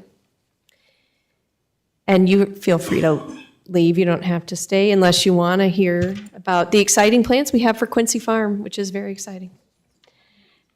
Moving on to reports from members of city boards and commissions. I don't see any present. The consent agenda. Move approval of consent agenda item 6A. Second. It's been moved and seconded. All in favor? Aye. Any Yes. opposed? That passes unanimously. Moving on to the Quincy Farm Annual Plan. Manager Black. Good evening, everyone. So just as you'll recall, council reviewed the annual plan at a study session back in August this year and provided feedback at that time. There have been no changes or additions to projects in the plan since that meeting. So I will do a quick run through of next year's projects as a refresher, but then really just move on to the small updates that we have. So as a reminder, the majority of our focus for next year's plan is on the east side of the property. So we have so much momentum now that the barn is complete, and we really want to harness that energy and interest while we can. So our goal is to reach the end of next year with the east side really being a cohesive space that showcases and fully supports the barn as the centerpiece. So our major projects for next year are renovating the farmhouse that's across from the barn to really make it the support structure for the barn. The barn doesn't have restrooms. It has kind of a limited sink, not even really a kitchen. So really making that a space where we have accessible restrooms available for things happening in the barn, and making that a little space in its own right. We also have landscaping on deck for the east side of the property. And then creating a grass area for program parking. That is really a challenge with the property, as you all know, that not having parking on site is a problem when you have small kids or folks with any mobility issues. It's really difficult to manage that, holding events on that side. So that would be a really helpful addition. And then a project that we're continuing from 2025 is the pond dredging that is just getting underway this fall. So we'll be remobilizing next spring to do all the planting associated with that project. So planning is also a significant part of next year's annual plan. We will be evaluating the Memorandum of Understanding with the Cherry Hills Land Preserve as our relationship has grown and changed to reflect that in a positive way. And then we'll be continuing the visioning that we began this year and wrapping that up next year. We're anticipating getting into that early next year and trying to knock it out in Q1 with you all. So changes to the plan are really just in the appendix. We have added appendix items since the plan was last reviewed by council. So we have the draft city budget in there, which I'll go over in more detail in a moment. We've added the outreach and marketing that CHLP has done so far, kind of some of those snapshots of what they've done to promote the farm and promote their events. We have the 2025 programs and events list with the attendance numbers as well in there for you, and anticipated 2026 program planning. So we haven't included the CHLP budget yet, since that is not available at this point. But our plan is to update that appendix item and attach it to the plan as it's posted on our city website once that document is available. Okay, so I have like 8 caveats for this slide. So just as a reminder, we're approving the annual plan tonight, not the budget. This budget gets approved as part of the overall city budget. So this attachment is going to continue to be updated as we go through first reading and second reading of the budget. So the plan is up for approval, but this budget discussion will be continuing with you all at the November 18th and December 10th meetings. We are also waiting. These numbers are really placeholders for these capital projects, particularly the East Side Farmhouse. So as you know, we are mid-feasibility study for that structure right now. We're anticipating getting the actual cost estimates from our architect in November. I'm hoping and planning for before the November 18th meeting so that we'll be able to present closer estimates from the architect. This number is really a placeholder based on our experience with the barn and knowing that this house is just a slightly more complicated structure. It is actually going to be heated and cooled, unlike the barn. So it has slightly more complicated systems. So all that to say, this number is really a placeholder, and we'll be refining it and bringing that back to you over the next couple of meetings. I do apologize, Councilor Robinson, for the discrepancy between, that was a typo in my annual plan. The city budget is correct, so apologies for that. So the additional capital projects include the grass area for parking and a placeholder for a carryover for the pond dredging. Again, we'll be refining that number as invoices start to come in this fall. We'll have a better idea of how much of that project will fall in 2025 versus 2026. So that number will also continue to be updated throughout the budget process. We also have some smaller line items for installing that landscaping on the east side and getting some signage up in the barnyard area as well. We'll be working really closely with the Land Preserve to do that. Excuse me, I just have a question on that signage. Is that the interpretive sign that you're talking about for the barn? Are you referencing, Sorry. So I I don't saw know. a reference to, we want to do some interpretive signs, and I was Yes. curious, like, what's an example of an interpretive sign? Sure. Interpretive signage is distinct from kind of like directional or navigational signage. So interpretive signage is sort of your standard history sign. This is what the property was used for, some older pictures, that type of thing. We've also looked at including a map of the whole property to kind of orient people, because often they'll go to one side or the other and not realize that you can walk across the bridge. So it might actually be a little bit of both interpretive signage and navigational. So, yeah. The maintenance amounts that we have in here are pretty standard year over year. That's what we've been budgeting. With the exception of, we have added a $30,000 line item for security cameras. We've been working with the PD on getting security cameras out there that will be, I don't know I don't know what the word is, but basically that would alert our PD who are on duty at that time if there were folks on the property after hours. So after dark, if there was activity that was identified as a person walking around, whoever was on duty would get an alert, so they would be notified of that and be able, hopefully, to go check that out for us. And then we have our standard $20,000 for utilities, which we've found is pretty standard year over year for the property. So overall, some of this cost is going to be offset by that $241,000 ACOS grant we received. That is a reimbursement grant for the pond, so at this point, none of that has been paid out yet. So we will just be waiting to see, again, with the billing for the pond, when that reimbursement is going to come in, but I'm anticipating that the bulk of it is probably going to be coming in 2026.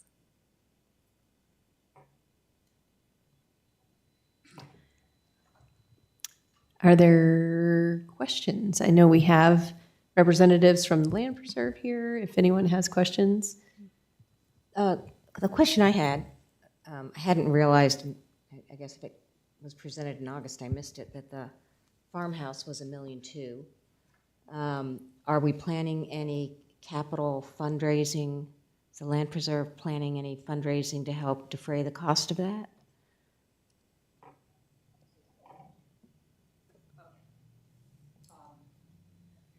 Yeah. Just come to the mic, please, because we've had issues with. $1.2 million on a square foot basis is more expensive than my house I just did in Beverly Hills. So if it costs $1.2 million, this is going to be one heck of a farmhouse.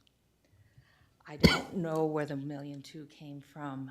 I understand it's a placeholder.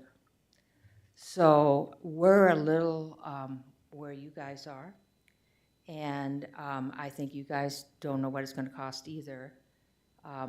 So the fundraising we'll look at when we actually know what's going to be done to the house, and because it's bare bones. It's supposed to be bare bones.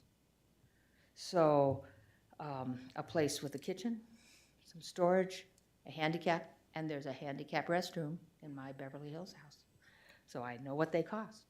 So, and a ramp, I even have a ramp. So this is just a placeholder, and we're gonna get information from the architect, and we're gonna really drill down on that architect and make sure that they understand really what this house is about and what it's going to be used for and what its needs are, which are fairly minimal other than a kitchen, some storage, and a handicap restroom. So I don't know if we will go out to people, because hopefully it really won't be a big deal. What Are about you the- considering, sorry. No, go ahead. I mean, it seems to me that it might be less expensive to scrape the house and build a farmhouse in its place. Is So- that an option? Yes. Yeah. Or, well, it's being looked at, right? Yeah. Right? Yeah. There's Yes. several options being looked at, including that. Okay. Yeah. See, I think the thing here, and Emily, you said it when we're not approving this budget, but the issue is we're approving a plan. And I think when you look at this, I think what we need to do is we need to sit back and say, hey, we're approving the fact that we're going to look at doing something with the farmhouse. And I think as well, we're going to look at doing something with parking. With regard to the rest of the plan, we are approving it. Because that is what we're going to do, and so we are going to do. But those other ones, we're just saying, hey, we're going to look at this at the end of the day and see what it is. We may not do anything with that farmhouse. We don't know. We haven't done the feasibility study. So from my perspective, I think that's what we're doing is we're basically saying, hey, we're going to look at the farmhouse construction, and I think as well, we're going to look at the grass area for parking. I mean, because there just hasn't been a lot of work done on that at this point in time. The pond dredging is already going, and the rest of it, the landscape plan, the signage, the tree work, the reed wanglers, or the maintenance, et cetera, we know what that's going to be. We know kind of what that is. That's going to be the plan that's being approved along with the programming that's part of the land preserve plan at this point in time. Does that I think that's does that make sense? Yeah, Director, or Emily, I knew, sorry. What's your title again? Parks Manager. Park Manager It's the short Black. version. We'll go with that. No, I thank you, Mayor Pro Tem, because I think that's a great way to look at it. I have been considering this sort of the same way we consider PTRC's plan and the CHVAC plan, that council approves those plans, and that's a separate process from approving the budget. So it's almost approving a project list that we're planning on at this point in the context of this annual plan. And all of the projects will come to you in contract form, and obviously we'll be approving the budget at a later point. So I think it might be helpful to look at it as our main focus, staff and the land preserve for next year, being these projects, knowing that we'll be drilling down into the budget and details in later meetings. And just like we had that conversation about the placeholder, when we have our further discussions about the budget, you know, if 1.2 million is way out of the ballpark for you, even as a placeholder, then that would be a great conversation to have with the budget to say, I don't want the placeholder to be 1.2 million, because if it's that much, we're not doing it. Right, and so, but right now, we're just kind of saying we're going to figure out, we're going to look at the farmhouse and try to figure out what we're doing with it. And I'll just say for council's benefit, it did come up earlier with the sustainability plan. You know, you might remember with the barn, and I appreciate comparing it to your house in California, but when we compare it to another structure that was just a few feet away, the barn, which has far less square footage, is over 800,000. Yeah, but we meticulously took down the paneling and put it all back, and I Agreed. mean, we're not doing that, right? I totally agree. I understand all of that, and that's where we'll have a lot of activities. I'm just saying, philosophically, I don't want to bring back reapportion, you know, the budget to you again and again, because we keep coming under every single time, right? I don't want to have to amend the budget with council multiple times. So philosophically, I am going to request that my staff bring something to you with a contingency built in that goes above what maybe their original estimate might be, in an effort to avoid coming back to you with egg on our face again and again. So that's where that's coming from. The other thing, though, that I just want to say is that we're getting ready to approve the 2026 plan, and I don't think you guys were, at least the last time I was here. I think 2025 was a great year, and congratulations on the barn party. I thought it was fantastic. I thought the programming this year was terrific, and looking forward to even more in 2026. So, but congratulations for, I mean, the year's not over, but congratulations on a great year. Councilor McGuire, did you have it? Okay. All right. If there are no other questions, I would entertain a motion.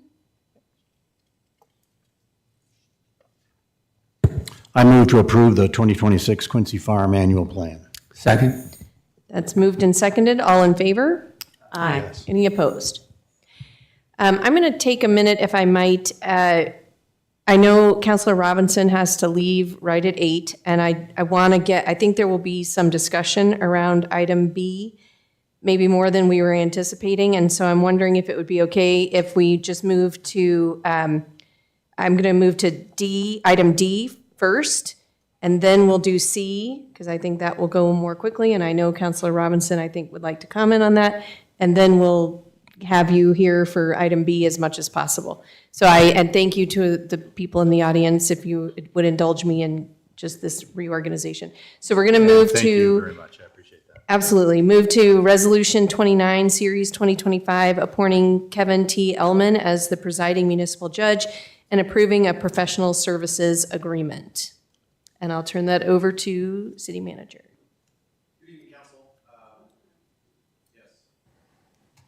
I'll get my name and address for the record as well. Good evening, Council, Mayor.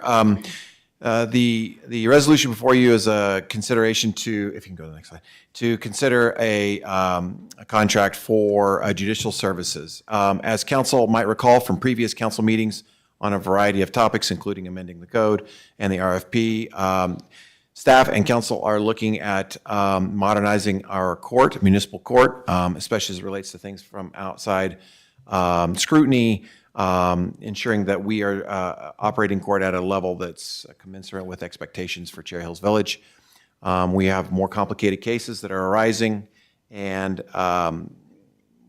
we're undertaking a series of efforts to do that. One of those is included in the discussion tonight, whereby an RFP was circulated and we received proposals for our presiding judge position. A selection committee interviewed 4 candidates and is making a recommendation to City Council to sign a contract for Mr. Kevin Ellman. And so the recommendation from the committee is for council to approve that. This wouldn't take effect, I believe, until November 1st. And so we would have an opportunity to bring Mr. Ellman back into council to have conversations, answer questions, things like that at a future date after it takes effect. So tonight is just the motion to appoint Mr. Ellman as the judge through the professional services agreement or the contract. And is that appointment, do we need to just add that the appointment is effective November 1st? Yes. I mean, it's in the, I know it's in the resolution actual says agreement. The resolution says council appoints Kevin Ellman to the position of presiding municipal judge effective November 1, 2025, to serve at the pleasure of council, and then approve the agreement, which also reflects that effective. Ours doesn't say that, it just says this. Oh, she's looking at the actual resolution. I'm though. looking at the actual resolution. Okay. Section 1. Okay, I see what you're saying. Of your Yes. packet? Yeah. Okay, I would entertain a motion. I move to approve Resolution 29, Series 2025, appointing Kevin T. Ellman as the presiding municipal judge effective November 1, 2025, and approving a professional services agreement. Seconded. It's been moved and seconded. All in favor? Hey, can you have a little discussion I'm before we do that? Sorry, yes. City Attorney, with regard to the duties in Yes. the agreement, Yes. and then with regard to the compensation in number 9, I think it's a little muddled. It's not exactly clear what actually would be included where. And my sense is I really think that probably within 3, all of those bullet points, you probably ought to go back in there and say, hey, what is considered to be outside compensation and what is part of overall just doing this job? And one of them actually then says that he's got to do it on, at his own expense. Yes. I think it's a little. The duties were taken from the RFP and council's input. You're talking about the compensation not reflecting those duties. Yeah, Or that it's not clear which of those duties Well- is included in which of the. Anything outside of regular court sessions or trials. Correct. Yeah. That was the intent. Under paragraph 9. Well, I think I agree. I think we could, in 3, put a letter besides each of those bullet points, and then you can go down to the compensation paragraph and say, items 3A through 3, whatever, D, will be compensated as regular court sessions, and then Yes, that's absolutely no problem. Some of them will be both in jury trials and regular court sessions. Well, is providing city council with annual communications something that he'll be compensated for his time? That's special projects or services, and all of those are only as requested. I just think we could group those so that Could we know which identify is- those that are outside of jury trials or regular court sessions. Right, and Absolutely. In an effort to keep this moving along for tonight, I think we could actually, if whoever makes the motion, just to include, I believe it's A through, the first 4 bullets being changed to, well, I guess all the bullets being changed to A through, somebody help me. Whatever I that was is. going to can we suggest you just- just amend the motion and say like we typically do, which is to go that the city attorney make whatever. That's in the in order resolution. to- That is already in the resolution. It is the- So it's approving the agreement in substantially the same form as attached, subject to minor modifications approved by the city attorney and authorizing the mayor to execute. So we've streamlined it to account for these kinds of last minute since, yeah. Okay. So So I think the direction then is to just clarify in here specifically which items will be in the list of duties will be compensated as part of the special projects or services outside of regular court sessions or trials. Yeah, just to make it clear, I don't have any question with anybody, just to make it clear and clarified, so for. Yeah, okay, point well taken. Thank you, Counselor. all right. I don't think we need to change the motion, though, because I think Right. it gives her the latitude to do that. I think we're good. Any other comments or feedback? Hearing none, all in favor? Aye. Yes. Any opposed? That passes unanimously. I'm going to move then back to Resolution 28, Series 2025, supporting home rule municipalities in litigation against the state and affirming home rule authority over local land use and zoning. And I'll turn that, City Manager Kramer, and then I just, you see the motion in front of you. This is here as a result of direction from council. So I know that this is one opportunity that council has to reflect for our constituents their views, and it's probably the first among many possible opportunities that council will have to make its views known on these particular issues. So with that, I will turn it back to the mayor. And to be brief, this was something I brought up at our last meeting in response to the topic coming up at the Metro Mayor's Caucus meeting, where obviously there are a group of cities that have filed a lawsuit, but those cities are not alone in their opinion and interpretation of the constitutional challenges of this legislation.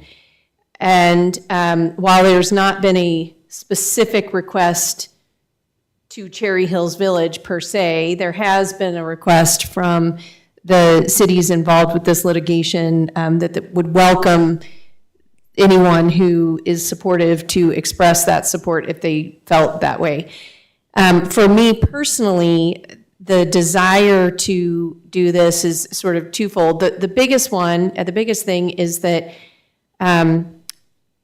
this is a war that's being waged in the media, among other things. And the messaging that is coming from the governor's office and from the state is that most cities are complying with this state law, and most cities don't have a problem with it. And that's not really accurate.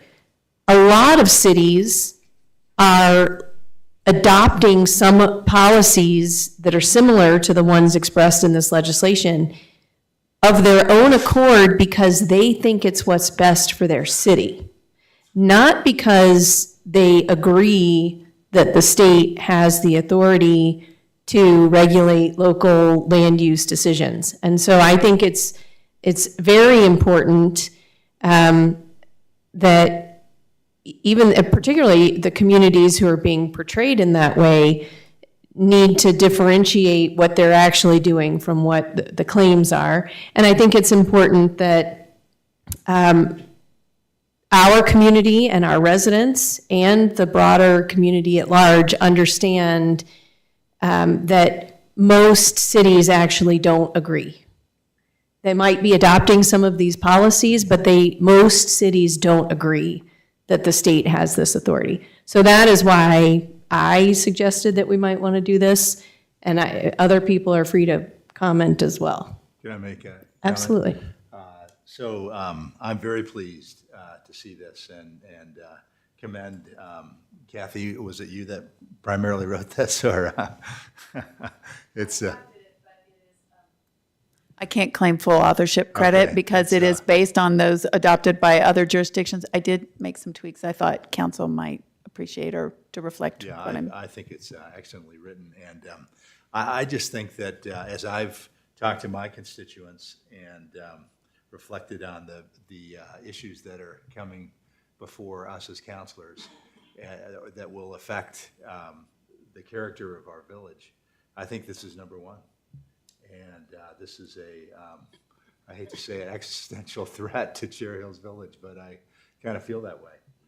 And so I think that we should let everyone know the cat's out of the bag.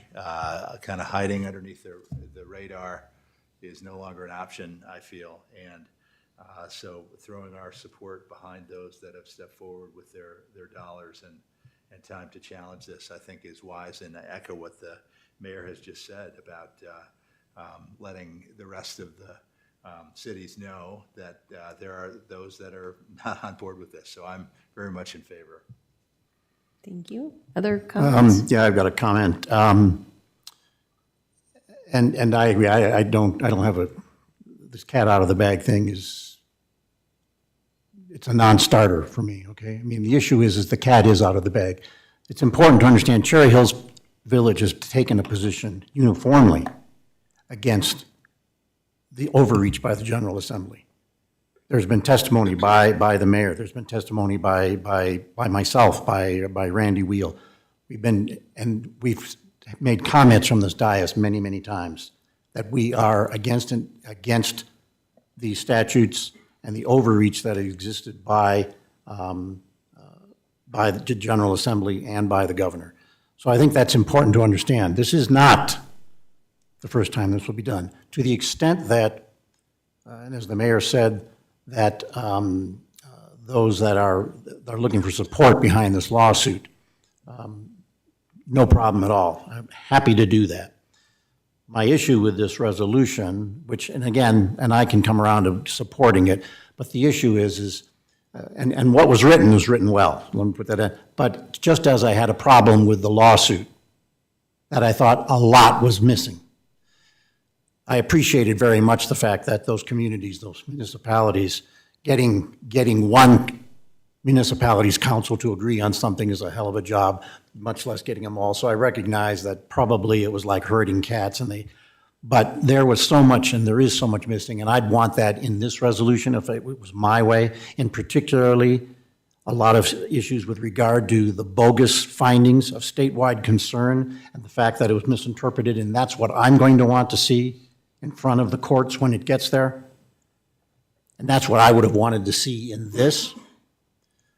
But I also recognize that it's important that they're looking to see these resolutions in order to have that kind of support. And so I can support this from that perspective.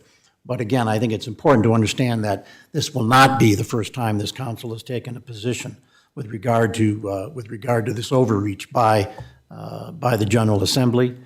It won't be the last time. And I look forward to more of those bites from the apple, as the city manager said. But I just wanted to make those comments. And I know, yep, Councilor Eber. I too want to second most of Earl's comments with respect to the findings of fact.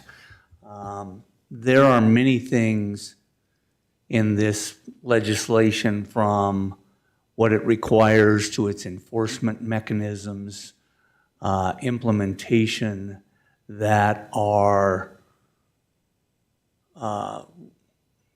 not well thought out and of devastating impact to Cherry Hills Village, devastating to the state as a whole. I am an absolute believer in home rule, and I'm also a believer in the limitations to home rule when there are genuinely matters of statewide concern. This piece of legislation is not one of those. As Mayor, you mentioned, there are many cities and towns that do not support this, and many who are not even subject to this. And yet it is a law of statewide application. The findings of fact, and for everybody out there who does not know me, I have an environmental background and worked in the Attorney General's office for many years enforcing environmental matters. And this bill is largely focused in part on the idea that we're driving too far, polluting too much, and therefore this is a green bill in addition to a housing bill. And it is majorly supported or propped up on those green findings of fact. And when we started this process, those were considered to be findings of fact. And now if we notice they have blended, that they are now a mixed finding of fact and law as a basis upon which to try and build a legal foundation for this legislation. I too believe that there are many instances, the general concept of a resolution in opposition to this and other pieces of the statewide legislation is appropriate.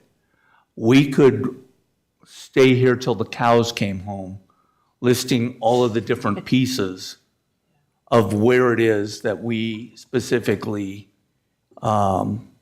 disagree with this. We can only guess what the actual enforcement mechanisms will turn out to be and if there will be any, frankly. But we do know that this legislation, and Councilor Robinson, your comment of existential to Cherry Hills Village, I think is true. My district is the district that is heavily hit by this. It's a little bit Earl's as well, but largely as the result of a determination made by RTD to increase the frequency of stopping at bus stops, which frankly rarely or never have people at them, and make a finding on that Cherry Hills Village now has to upzone to potentially 40 acres, not 140, 40 acres, 40 units per acre is a catastrophic change to Cherry Hills Village, which right now has zoning that is, our smallest lots are 16,000 square foot lots, which is 3 units per acre approximately, a little less than 3, frankly. To go from 3 to a max, potentially 40 acres doesn't affect just those areas within that radius that is now determined. It is a burden that is now placed upon Cherry Hills Village as a whole, which will result in impacts throughout the village, not just in my specific district. But I will also mention to you that there are other RTD routes. I'll stop there. But in that vein, I do support the resolution and oppose the legislation. Well, thank you. And I think it's interesting that Councilor Fisher forwarded me a Denver Post article just today about RTD, and one of the RTD directors was advocating in that article for starting from scratch with the design of the bus routes for RTD based on continual declining ridership and et cetera. And the whole time I was reading that article, the only thing I could think about was, and so now a whole new set of people are going to have to rezone. But anyway, so to the topic at hand with the resolution, I appreciate the comments. I too, there's some things that I would add, but I don't know that it really adds much. I think the important thing here is the statement of solidarity and the firm statement that we feel that this is overreach. And And so with that, I would entertain a motion. I move to approve Resolution 28, Series 2025, supporting home rule municipalities in litigation against the state and affirming home rule authority over land use and zoning. Second. That's been moved and seconded. All in favor? Aye. Yes. And I don't get to vote, but I'm going to vote aye, too. And then, thank you for your patience. We'll move to Council Bill 4, Series 2025, repealing and reenacting Articles 1 through 8, repealing and replacing Articles 9, 10, 11, 12, 13, and enacting a new Article 14 of Chapter 18 of the Cherry Hills Village Municipal Code concerning building and fire regulations, adopting by reference with certain amendments the 2024 International Building Code, the 2024 International Existing Building Code, the 2024 International Residential Code, the 2020 National Green Building Standard, the 2024 International Mechanical Code, the 2024 International Plumbing Code, the 2024 International Fuel Gas Code, the 2024 International Energy Conservation Code, the 2023 National Electric Code, the 2024 International Swimming Pool and Spa Code, and the 2024 International Fire Code, providing penalties for violations thereof, relocating the text of Articles 9 through 13 within Chapter 18 and updating cross-references therein, and repealing all ordinances in conflict therewith on first reading. Director Work. Wow, well done. Before I get started this evening, I do want to introduce a couple folks in the audience. Mr. Rich Conroy from South Metro Fire is here to answer questions you may have related to the fire code, and Doug Reichert from Schum's Coda is our primary building inspector and plans examiner, and he's here to answer specific building questions. And then if you don't recognize Jan, this is Jan Paycheck, our wonderful building and planning permit technician who really does run our day-to-day operations. The city currently operates under the 2021 International Code Series. This was adopted in 2023. The International Code Council, or ICC, which you'll hear me refer to that tonight, revises and updates its building codes every 3 years. So the last update was adopted by the ICC in '24. And generally speaking, communities will adopt the updated code series a year or two after adoption by the International Code Council to give them a year to work through any issues or problems that they may have through that, which is why we adopted the 2021 code in 2023 and why we're now bringing forward the 2024 code in 2025. Right, the reasons why we adopt the updated building codes are pretty self-explanatory, right? We want to make sure that buildings are constructed to the safest standard possible. We also want to account for best practices and new technologies. Right, there's comfort in knowing when you walked in this building tonight that it wasn't going to collapse and fall down on you, right?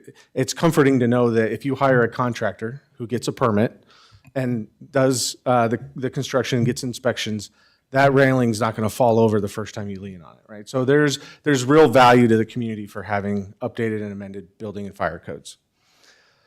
Why do we amend certain provisions of the building code? It's really to customize it for local scenarios, and most jurisdictions will have a handful of amendments that they routinely have exceptions to the code. For instance, the standard ICC code does not have a provision for building permit expiration, but we in Cherry Hills Village have said that's important to us, so we have an exception that we have a building permit expiration process and an enforcement mechanism. I also want to highlight, especially for those new members of council, we are one of the few communities that I know of where we have kept the provision where all new single-family homes have to be provided with a fire suppression system. Most communities will exempt that requirement out and not require fire suppression for new homes. Cherry Hills Village, because of the complexity of the construction, the customized nature of construction here, the size of the buildings here, we as a community have said that those factors make it a good idea to have a fire suppression system. And frankly, a lot of the homes that get constructed here are of a commercial type quality when it comes to that. So that's been important to us moving forward.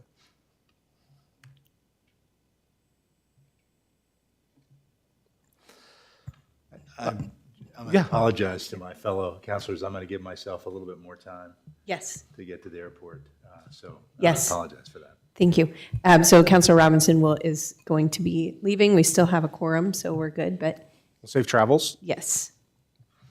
All right. The slide in front of you shows the list of codes that are proposed for amendment this evening. Here in some subsequent slides, I have some more details specific to some of the individual code requirements.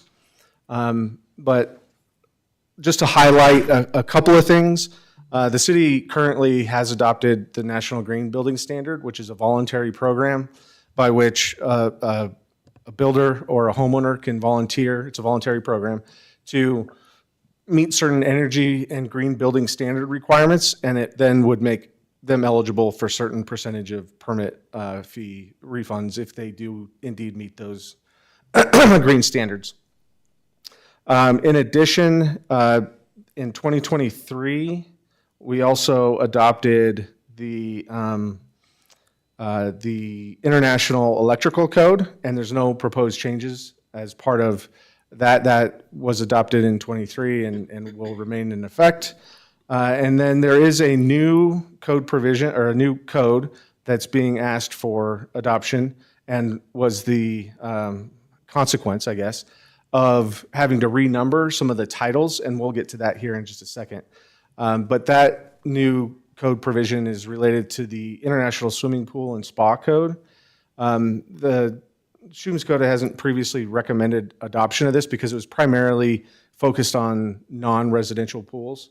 It was primarily focused on commercial installations, so there wasn't a lot that was relevant for a community like Cherry Hills Village.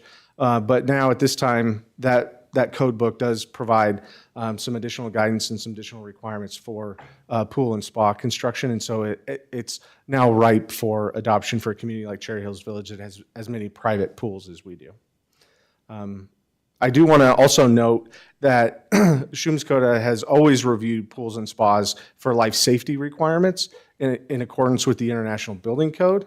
It just hasn't been some of the specifics for the construction type, but they've always reviewed it to make sure that it is safe and there's enough and not too much gas and that sort of stuff.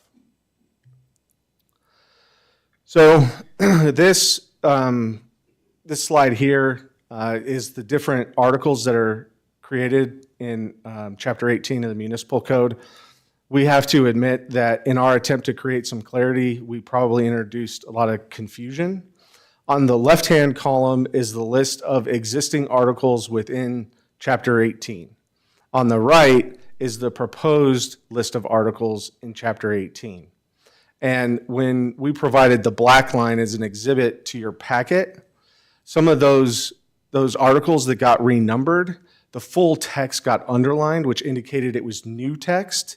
It really isn't new text. There's no changes proposed to Articles 11, 12, 13, and 14. It was just a reorganization of that chapter. And so our apologies for the confusion, but things like the requirement for a pre-application neighborhood meeting, the construction hours, the construction staging, the number of marijuana plants, none of that changes. It just got moved within Chapter 18. And unfortunately, it was underlined, which created the confusion that it was new. So it's not actually new. This is where I want to get into a little bit of the notable changes for council. Specifically, within the proposed amendments for the International Building Code and the International Residential Code, there's some language in there that specifically addresses unsafe conditions and unsafe structures.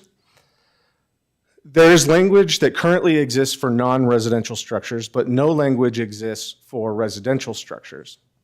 There used to be language in the former Uniform Building Code, or UBC, which predates basically 2000. And then in 2000, there were an assortment of recognized building standards, if you will, that consolidated into the International Code Council. That was around 2000, in the early 2000s. And since 2000, since the IECC started, that language has not been within their regulations. However, the language in the examples that have been provided are what professionals have used in the interim right? There's been no shortage across the country in buildings that have fire damage or collapsed roofs or failing foundations. So the intent, right, is to remove some of the ambiguity for inspectors and property owners as to what constitutes an unsafe condition and an unsafe structure. We just wanted to try and create some clarity. It also has a benefit if a decision gets challenged by an inspector or a property owner, it provides the city with some protection if we have a code provision to point to for that.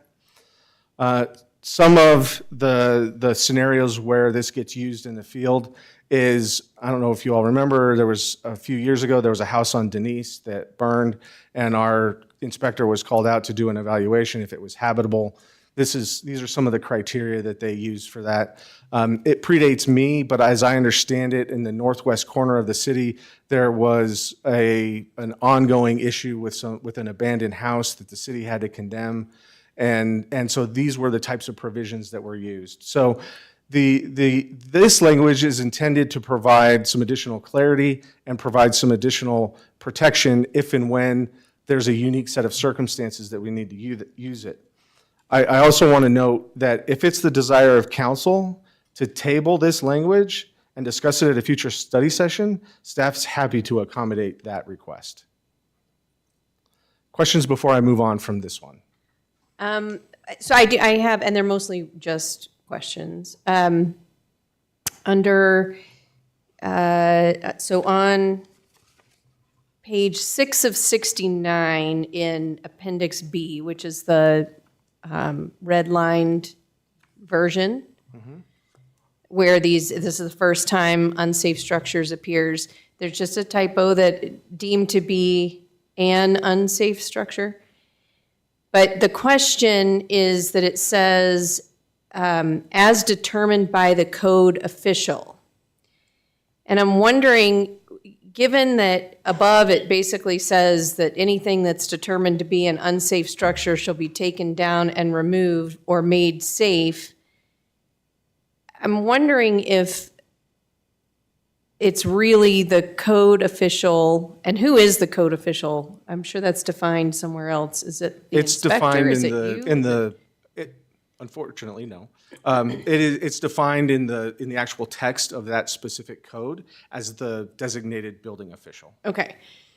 And then who's the building? I guess my point is, that's a pretty extreme measure to tell somebody they have to tear their house down. I'm wondering who has the authority to be given that. And I'm sorry. It looks like our consultant might have some feedback.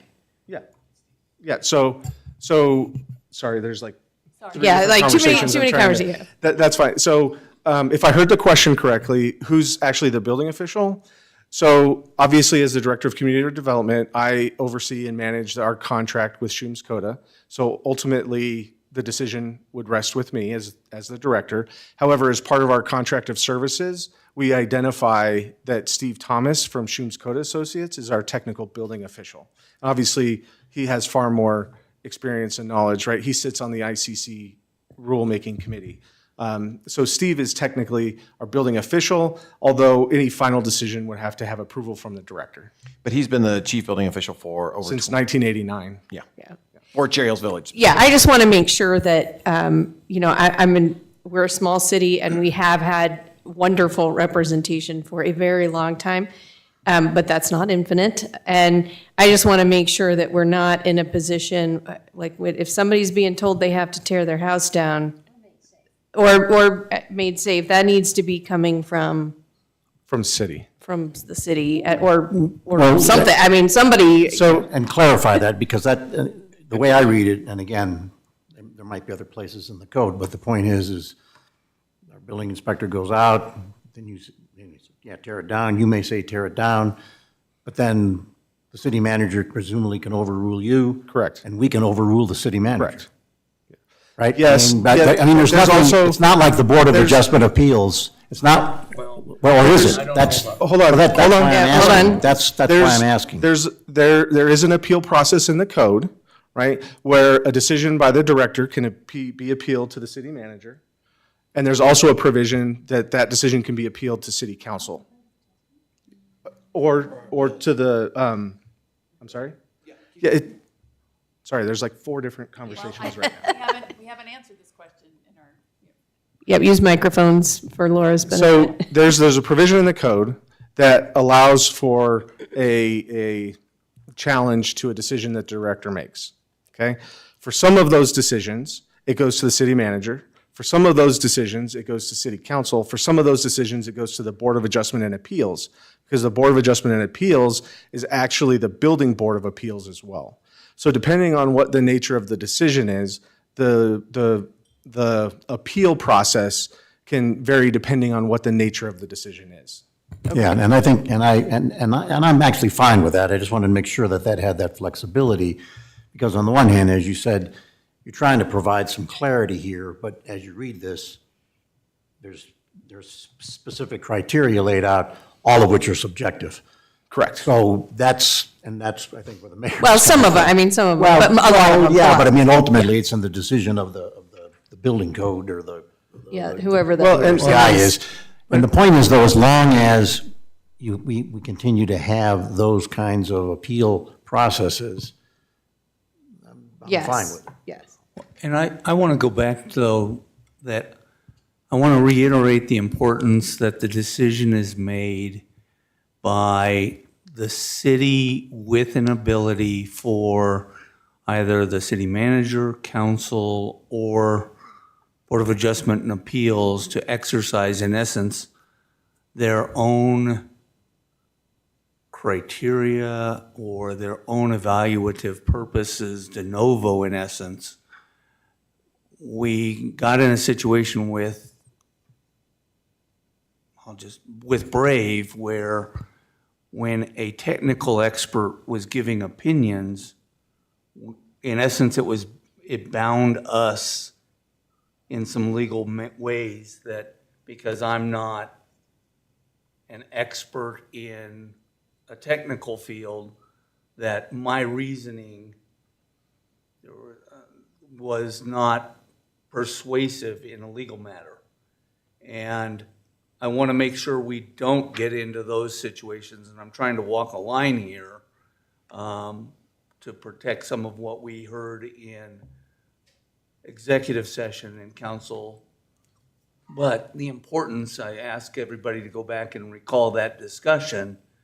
And I want to make sure that any decision made by a code officer, chief building officer, is not in any way binding upon any appellate level. Okay. And I mean, I think that's part of this is just, I mean, it's however many 70 pages of codes and stuff, and it references a lot of things, and so it's a little bit of and so that's a good point. Where I'm going, though, is I think that is an overriding principle, that when we look at any code provisions, this is the first one that's really kind of caught my eye since this prior issue came up, is I want to make sure that council never is in a situation where our arms are tied behind our backs. Okay.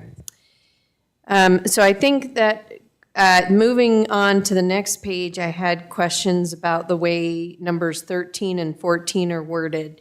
So starting with 13, it says, whenever any building or structure has been constructed, exists, or is maintained in violation of any specific requirement or prohibition applicable to such building, et cetera, then the kind of what's left out is that that can be defined as an unsafe structure. That sounds to me like if my house was constructed and continues to exist, but is in violation of what the code says now, right? No, it's non-conforming. I had that same concern. I mean, and I read that a couple of times. Oh, sorry. Yeah. I read that a couple of times, and I'm presuming that what you got to be in violation of, and the issue is we have a lot of non-conforming structures. Non-conforming means that something was passed afterwards, but you don't have to comply. But the So next you're one, not, you're not out of compliance. the next one specifically says, whenever any building or structure which, whether or not erected in accordance with all applicable laws and ordinances, is basically specifically exempting the, and so I had concerns about that. I mean, my house doesn't have a fire suppression system. It doesn't. Yeah, no, I absolutely 13 agree and that. 14. Go ahead. Yeah, yes, Doug, please. Yes. So just as a reminder, this is Doug Reichert. He's with Schoombs Coda. He's our primary plans examiner and building inspector, has 30-plus years experience as a 45 years experience as a licensed plumber. I'm old. Please, Doug, take it away. Yes, please. So just a couple, just for background. The first chapter of all the code books, all those codes that were listed up there, is scope and administration. Every one of those has a provision for a board of appeals, which you have in place. So so I act as a deputy to the building official when I'm out there. Okay. So essentially I have full authority of the building official when I'm out there. But Steve can also override me, if somebody appeals to him. And if they don't like his answer, then they can appeal to the Board of Appeals, which is your Board of Adjustment and Appeals. Yeah. So there is a process in place, and that's in every one of the codes there, and it's not been written out of anything. Regarding the issue with existing non-conforming, that is a standard throughout all the codes also. So a house you built in 1940 is never going to meet the codes of today. What this is saying is, say there's an event like a fire. We had a fire up on University. Yeah. And if the more than 50% of the supporting structure has been damaged, then it can be deemed unsafe. It's not saying that it doesn't meet up to 50% of the current standards for structural standards. Okay, so that's number 14. That's number 14. So all that list actually came straight out of this document, which is the 18 items that you have to consider to consider something unsafe or unstable. This came straight out of the old Uniform Building Code. Yeah. And that's where we got it. I actually proposed this amendment because when I'm out there, responding to fires, the one on Denise, it actually blew the roof up off the house. When I walked in, it was 2 inches above the walls. Excuse me. So this actually gives us a standard to go to, because if we only took from the IBC, the International Buildings Code, which applies to commercial buildings, and dropped that into the IRC, which had nothing, it would be really vague. It basically doesn't tell you what you need to know. Yeah, So I looked this it up. gives It's you like very one good paragraph. standards to go through and say, okay, am I seeing what's in here or am I not? So I That still, way- and I appreciate that. I guess I have a little bit of concern with 13. So whenever any building or structure has been constructed, exists, or is maintained in violation of any specific requirement or prohibition applicable to such building or structure, provided by the building regulations of this jurisdiction, which are these, as specified in this IBC or any law or ordinance of this jurisdiction relating to the condition, location, or structure of buildings. The key is such building. It's referring to the building, and there wouldn't be any. It's a non-conforming structure. Yes, and right, so. In other words, if it's a non-conforming structure, i.e., there have been laws, there have been regulations passed after that was approved at the time, they don't apply to that To building. such building. Right, to such building. Okay. Right? Right, and yes. Correct. And let me add that the International Building Code and the International Residential Code are different code books than the International Existing Residential Code, which has provisions for how you improve or modify existing structures. And this language is not proposed in that existing residential code. Okay.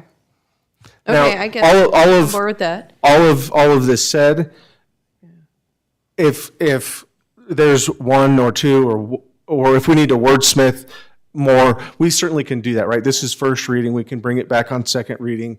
Well, I think as long as I understand, I mean, Okay. this is where I, in fact, am not an attorney, even though I like to play one on TV. In number 15, who is the health, if the health officer determines it to be unsanitary, unfit, et cetera, who's the health officer? That would apply more to like a health department thing, like say up on 1400 Hampton. If Okay. they came in and said it was unsafe. In our- I guess in extreme case, it could apply to residential, but it's. Okay. Sometimes if there's a former meth lab, the people that used to handle that for us was Tri-County. Now, this would be handled by our newly formed Arapahoe County Health Department. Okay. Because we had a house that was a rental across the street from us, and the sewer kept backing up. And it would have been wonderful if there had been somebody to come in and say, this is not okay. And then my last question is in number 18, where it talks about abandoned buildings. What does abandoned mean in a legal sense? Like this rental house across the street was vacant for years, but it wasn't abandoned. I mean, a person owned it. What does abandoned mean? If you're asking me, I'll defer to Paul. Okay, but Paul, what does abandoned mean? So in the second part of that paragraph, there is a little bit of a description that talks about structure is abandoned for a period in excess of 6 months so as it constitutes such building or portion thereof an attractive nuisance or hazard to the public. So without context, right, if a property were abandoned or vacant for a period of 6 months and there were raccoons that were nesting or it was attracting vagrants and drug use, right? Those sorts of things would then consider it to be, let me make sure I get this right. So it has to be vacant, but also attracting. It has to be some type of a nuisance attractant, yes. An example. Because like, for instance, the house on Quincy and Holly that was sold, and I think they put a what do you call it? Anyway, a fire department easement. They use it to practice fire department on, blah, blah, blah. That house sat there for like a couple of years. Yes. Dilapidated condition, and evidently it was not considered abandoned. Is that right? That was torn down before my time. Well, but I mean, it was there forever. Assuming that it was, the roof's not caving in, it's not about to fall in on itself, and there's not, raccoons and it becoming a meth house, right? Then could have been raccoons. The windows were knocked out of it. Right. It's going to be a little bit specific to the context, right? But not having any other context, just because a building isn't occupied for 6 months doesn't automatically make it abandoned. Okay, that was just those were my main questions for I that section. had just one, and again, when I'm not reading these codes all the time. When we dig into them, that's when you read them and you go, that's kind of interesting. There are sections in here that right now, and based on what we just got done saying with the resolution we passed, that have absolutely no applicability to Cherry Hills whatsoever. And specifically, Like I'm the talking live-work about- units located in townhouses? Exactly, townhouses, et cetera. Well, the point is there's stuff in there with regard to building townhouses and multi-family units, and you can't do any of that in Cherry Hills. And I recognize as part of the code,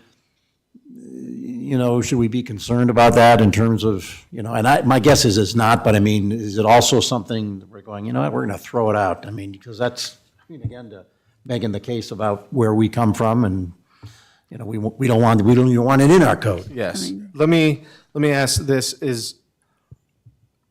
is that in that same section that talks about the unsafe conditions? No, I want to make sure I'm tracking. No, it's later.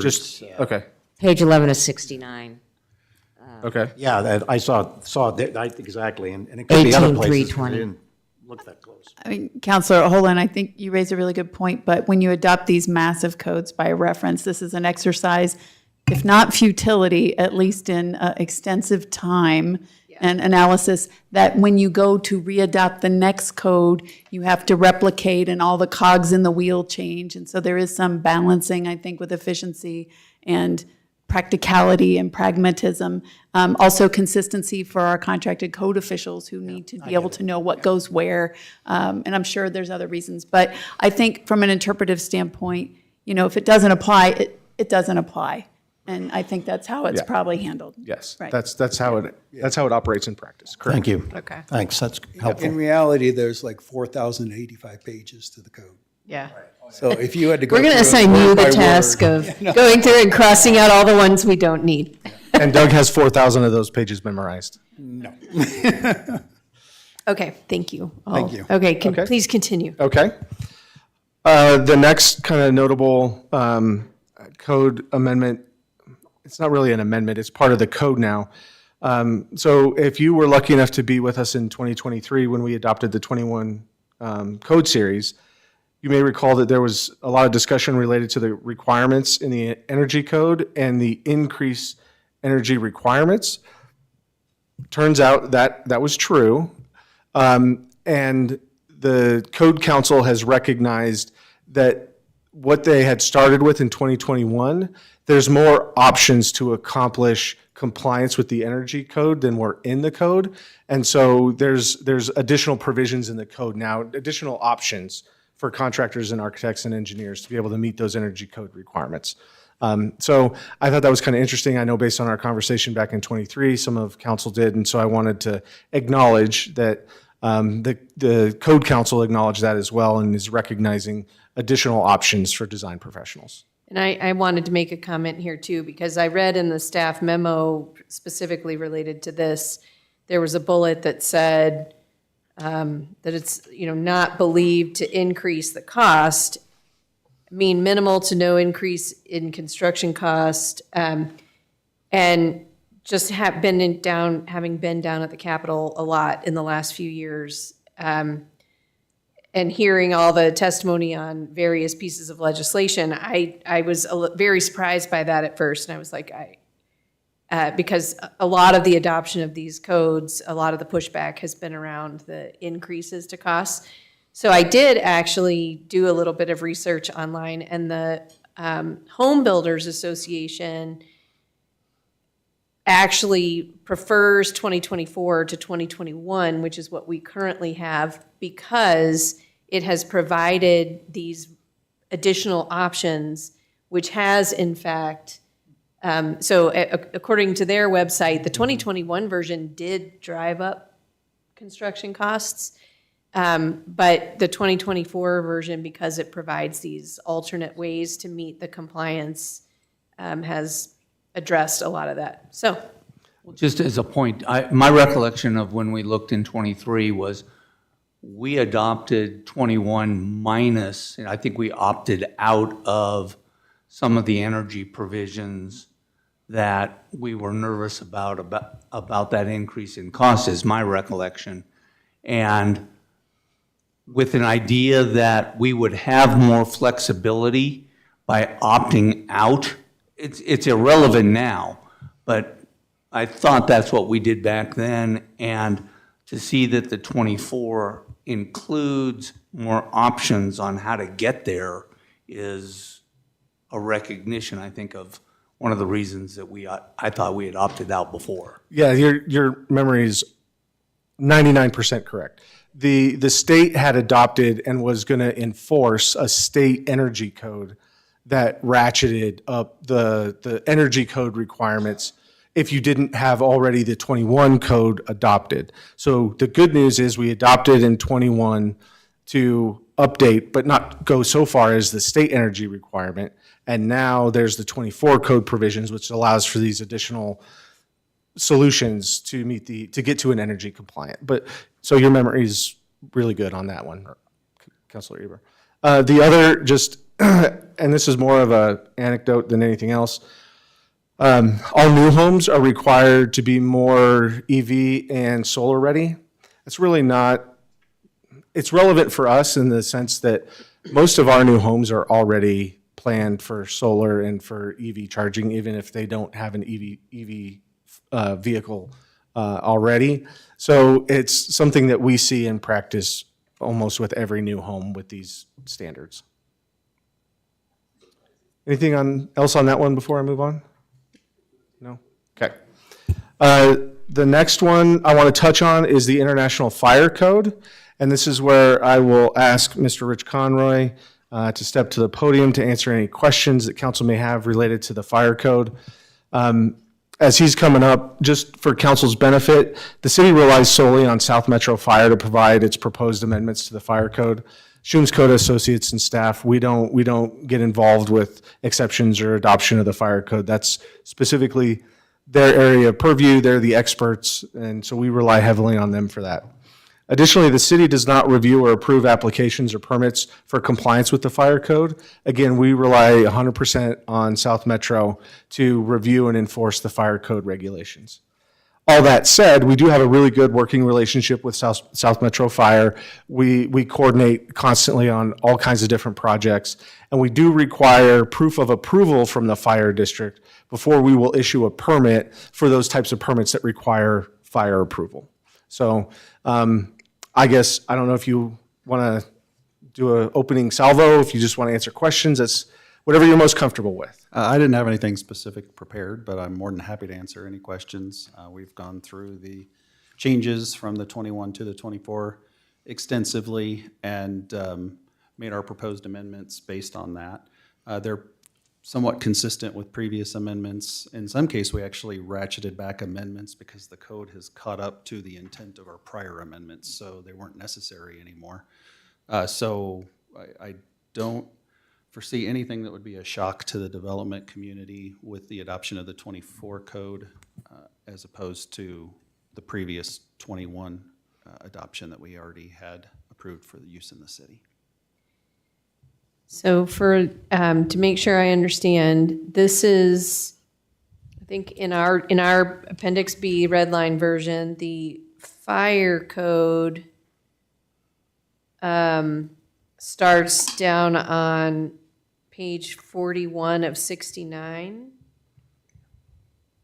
And it gets really confusing there's so much like strikeout and so much added back in. And so I just want to make sure I understand that you guys these are amendments that you have recommended, and if anything is being stricken, that is because you've recommended that. We're not just making stuff up about stuff we have no idea what we're talking about. That's correct. Okay. And a lot of those strikeouts are rolling back some of those prior amendments I was referring to. I see, okay. A lot of them are specifically related to water supply. So how many hydrants do we need? How do they need to be located? How much water do they need to supply? And we previously had amendments to make the code more restrictive because we didn't feel like we had enough, and the code has sort of changed over the years to get us to a point where we're comfortable with it as written now by the Code Council. We can adopt it without amendments. Okay. So that's Yeah, what 'cause a there's lot of those strikeouts are. 3 pages of strikeouts and standpipes and like, okay, sure, if you say so.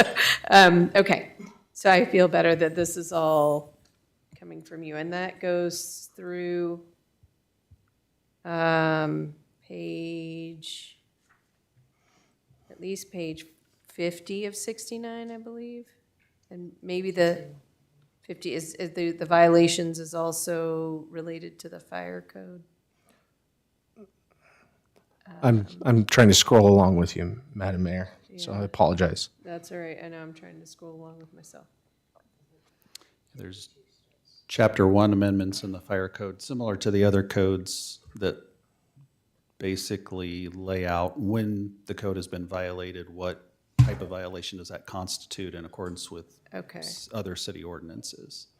So, and I apologize if you weren't done, I apologize. No. But the Article 11, violations and enforcement, that is not part of the fire code. That's a part of the code that exists where we introduced the confusion by underlining that and identifying it as new, when really the title changed. Okay, got it. Okay, so then everything after And at Article 11, violations and enforcement, all the way through to the end, didn't actually change. Correct. It looks like it did, okay. Yep, all that language Take currently this and do exists, no this. changes proposed. Okay, I had two other questions that, of things that didn't really make sense to me, and they might appear in multiple places. The first time I saw it was on page 19 of 69, and I believe this is this is not to do with the fire code, sorry, so Oh, no worries. moving on. I think this is the residential code, and it's restoration or abatement is the section, R115.5. And here's what it says. 19 of 69. Okay. Where the structure or equipment determined to be unsafe by the code official is restored to a safe condition. Okay, so where it's been fixed. The owner, the owner's authorized agent, somebody else, shall abate or cause to be abated or corrected such unsafe conditions either by repair, rehabilitation, I thought you just said it had been restored to a safe condition. That language is straight out of the IBC. That's the section we took out of the IBC and put into the IRC, from the commercial code to the residential code, because the residential code didn't address it at all. And that's the problem, is this was kind of vague, so that's why we added that next section with those 18 items, that this is what we mean by that. So I guess then the first sentence probably needs to say something like, where it's determined that it needs to be restored to a safe condition, not where it has already been restored. Right? Yeah, we can wordsmith. Okay, Yeah, figure we'll- that out. Yeah, And that could be something that ICC did in the Riatas, and that's why we usually Yeah. rate a year or so, is because sometimes there's typos like that, because I see Yeah. what you're saying. And sometimes there is typos like that, and it takes them a year for people to call in and say, hey, what do you think? Well, so if you can We'll work fix on it. that and fix it in, I think it may appear more than once. Yeah. And then on page 30 of 69, Mayor, if I can, real quick, just before Yeah. you jump ahead. Paragraph 18, right below that, when it says the definition of accessory structure, seemed to me to not be consistent with our definition of accessory structure that we have in other parts of the code before. So I just want to make sure that that's a good we point. are That's consistent. And this may say the definition in section R202, and therefore it is only applying to a limited piece. But I just want to make sure that it doesn't overlap to bleed over to our other definitions. No, right, you're talking about how we define an accessory structure in the zoning ordinance? Yeah. Yeah, no, there's no conflict there. Okay. Yeah.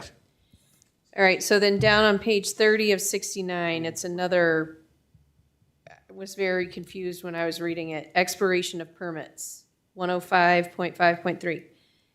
Every permit issued shall become invalid unless the work on the site authorized by such permit is commenced within 90 days after its issuance, makes sense, or if the work authorized on the site by such permit is suspended or abandoned for a period of 90 days after the time, okay, I think yes, okay. Okay, I'm not sure what I was confused about there. It makes perfect sense to me now. Okay. Are those the definitions that we're newly Oh, wait, adopting? I'm sorry, no, it shall become invalid unless. So it's gonna become invalid, but if you start it and stop working on it, then it won't. Mayor, could you refresh my recollection of what page you're on? Yes, I'm on page 30 of 69. 174 in the PDF file. So it's going to become invalid unless you start work on it. Or if you start work on it and stop working on it for 90 days, it also won't become invalid. I don't think that's what we mean to say. It will become invalid unless. Hold on. Yes, unless this or this. Unless the work is started, or B, if the work authorized is started, but then suspended. Well, but then that makes it not invalid. Let me ask you, don't we have a provision right now that a building permit is active for a year, what is it, a year or 2 years? I'm sorry, ask me that. I apologize. I saw you deep in Yeah. thought over there. But I thought that currently our building permits are issued and have a either 1 or 2 year time frame. 18 months. Pardon me? 18 months, and then there's an opportunity to do 2 4-month renewals. Right, but under this, it sounds to me like a building permit lapses if the work is not done within 30 days, which seems to me like, well, started. But it could be difficult to line up your contractors after, right as soon as you get your building permit, and then you go out and find contractors, you may not have anybody who can show up in 30 days. And similarly, there might be a reason that, that work stops for a period of 3 months, but your permit is still in place for 18 months. It seems like we've got some inconsistencies there. Yeah, the intent of this language is to encourage contractors to make progress on their project and not wait until the last 90 days before that 18 months expires. So if a permit gets approved, but they never pay the permit fee, let's say, then we withdraw that permit based on this provision. If we issue a permit, right, life happens, kids get sick, family back east has an issue, right, the contractor can't be there for a month or two. This allows a little bit of a grace period if something like that happens. So even if they have their permit, let's say they're building a deck, they get their permit, they do their structural framing, but something happens and they can't come back to the job for 2 months. This allows that permit to stay open while they're not doing that work. And then, but it also says, okay, we recognize that we're going to give you this grace period, but if you exceed that grace period, then we can basically nullify your permit and make you get a new permit for that same work. But Paul, that's all within the 18 months. Correct. Yes. It's all contained within the 18 months. And isn't, with regard to all of this, which is adopting the standard code, there's a provision in our code, right, that basically sits back and says, unless this code is preceded by other aspects within our code, and then those apply in every case. Correct. So the bottom line is that even if there's something in here, like you were talking about 180 days versus 2 years, or 18 months versus 2 years, yeah, right? Yeah. It's modified by our code. Yeah, so the permit's good for 18 months. This provision's trying to encourage contractors to not come for a week and then leave for 6 months and then come for a week. And then it's trying to encourage them to be active on the job site to finish construction. So I think my issue, and I think Councilor McGuire, is that the word unless modifies both clauses. And I think that is the opposite, and it needs to be in the first sentence. Every permit issued shall become invalid, unless the work on the site authorized by such permit is commenced within 90 days after its issuance. Or, because if you, the way I was reading it, and I'm going to take the first part out and just use the second part, would be every permit issued shall become invalid unless the work authorized on the site by such permit is suspended or abandoned for a period of 90 days. And that is not what we wanted to say. Yes. Yes. It's a grammar thing, and but that appears twice. So fix that too. Yes. Then that's all the comments I have. Sorry, I know we all No, thought this was going to be like, yeah, sure. I've mentioned this on occasion, but I do want to reiterate it. One of the reasons why I like working here and I like this job is because we have a council that is engaged and a council that pays attention and reads their packet. So I sincerely appreciate these types of conversations because it shows that you're engaged and you care, and that makes working here more fulfilling. So thank you. That's a nice way of putting it, Paul. And I'm always wondering what you're saying when those microphones are off. Exactly. Does anyone? I can vouch, Yeah. he's, Okay, so I'm sorry if you, I don't Thanks, know if you Kathy. had I'll more bring it of later. your, I don't know if you had more of your presentation. There's a couple slides, nothing significant. Okay. Just want to note that this is the first reading, so second reading is scheduled for November 18th, where we will make some of these edits, clean up our Exhibit B, and come back to you for second and final adoption then. Yes, we have been proactively communicating with our development community. Every time Doug's out there doing an inspection, he talks with contractors about the migration to this. We talk about it every time we have a pre-con meeting or anything like that. So can I guarantee that there's not a random contractor out there that isn't aware of this? No, but we have done a proactive effort to try and let folks know that this is coming. It is traditional when you see me bring you code amendments that almost always, there's a recommendation for the Planning and Zoning Commission. Per our code, Planning and Zoning Commission is not charged with making recommendations in Chapter 18, which is the building code, which is why there's no recommendation from the Planning and Zoning Commission for this. And then since I just bless the individual that wants to make the motion. All right.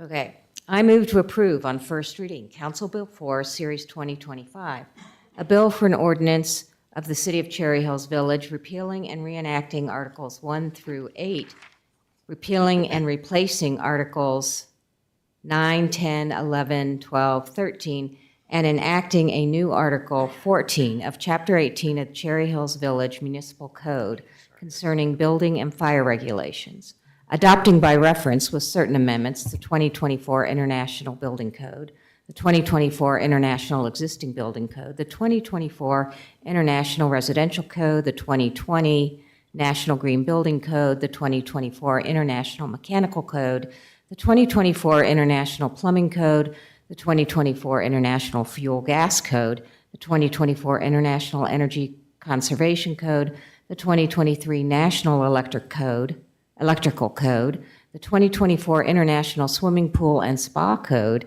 and the 2024 International Fire Code, providing penalties for violations thereof, relocating the text of Articles 9 through 13 within Chapter 18, and updating cross-references therein, and repealing all ordinances in conflict therewith.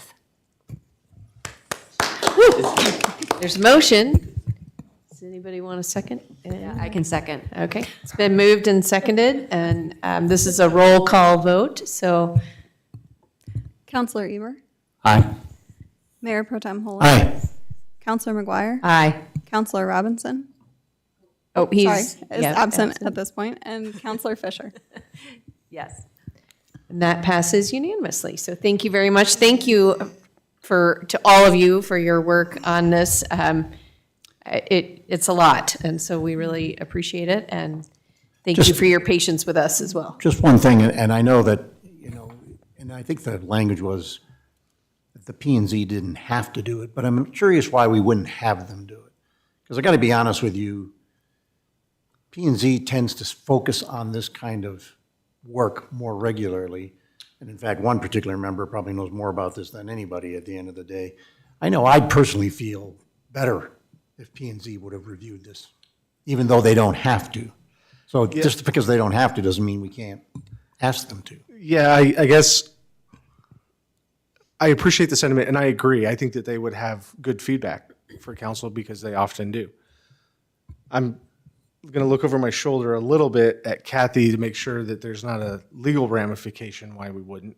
But as a staff, it always makes us nervous when we start asking boards and commissions to step out of what they've been assigned to for the inadvertent consequence of them overstepping what they've been legally entitled, I guess, what their roles and responsibilities and duties are.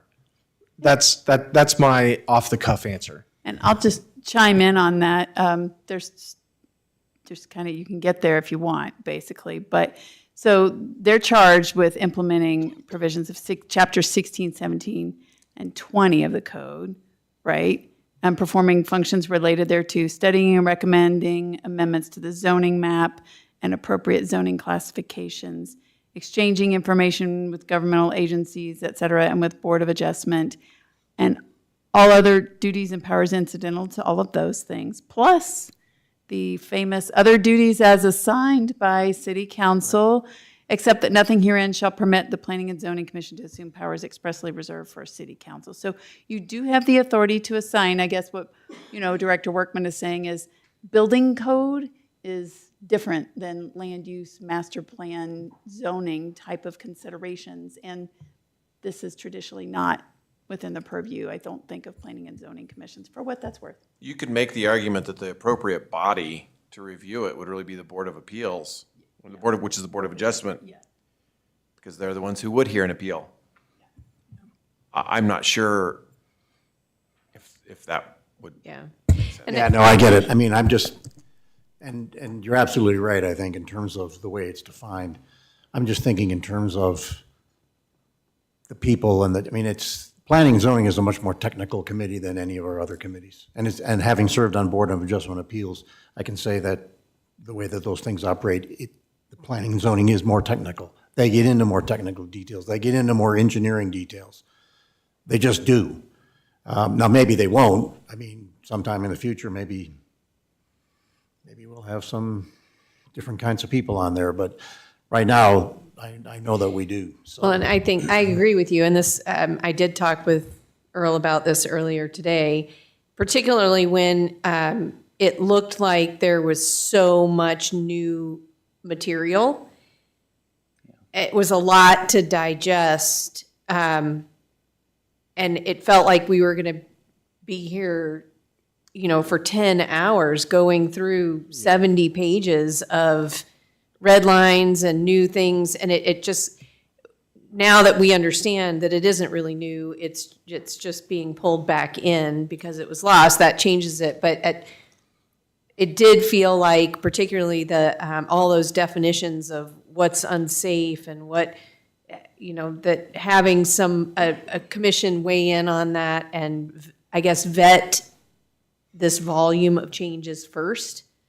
And so I guess my suggestion would be, if there's a time where there is significant new information, my recommendation would be that we make it an other duty as assigned. Well noted, and I do want to apologize again. That was a mistake on our part where we tried to introduce clarity and we introduced great confusion. Looking back now, I certainly understand the confusion, and I think my heart would have skipped a beat too had I been in your position and gotten the list of requirements and you're like, oh my goodness, we have never even talked about this before. So our apologies for that. We will do better. Yeah, no worries. Okay. Mayor, if I can, just a moment of Yeah. personal privilege, since we have our representative on code matters from the Metro Fire. As we are seeing periodic reports of electric cars bursting catching into on flame? fires in garages and the requirements of how to treat a lithium battery fire versus other methods, are we going to be seeing code provisions for garage structures and that infrastructure that are going to come down the pike? So the fire code doesn't specifically regulate the construction of dwellings, like single-family dwellings. Those are under the residential code. And there are already provisions I'm familiar with of the residential code that provide separation of the some fire resistive separation between the home and the garage. So some of that already exists. Are they going to get more stringent as a result of EVs? I'm not sure. I don't know if that's. Oh, yeah. Sorry, come to the mic. We do these recordings and streaming, and you can't hear anybody when they.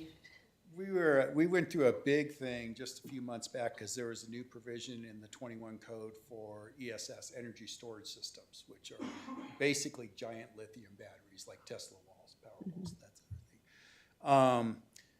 There aren't any, with cars, I actually looked it up, and as long as they're built to the specific standards for the cars, there isn't any provision in the building code currently. That's not to say there's not somebody out there trying to write some provisions for a future code change, but there isn't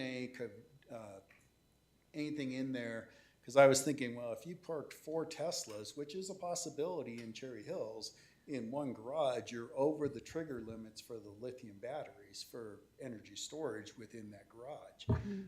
But there aren't currently any, it specifically exempts automobiles as long as they're built to the UL standards. And so as a matter of fighting a fire, if Metro Fire shows up, those code provisions, at least right now, appear to be sufficient, even with the different method of treating a fire, to protect the dwelling part of the house from the garage part of the house. Yeah, I mean, we have had some of those fires that have occurred within a garage.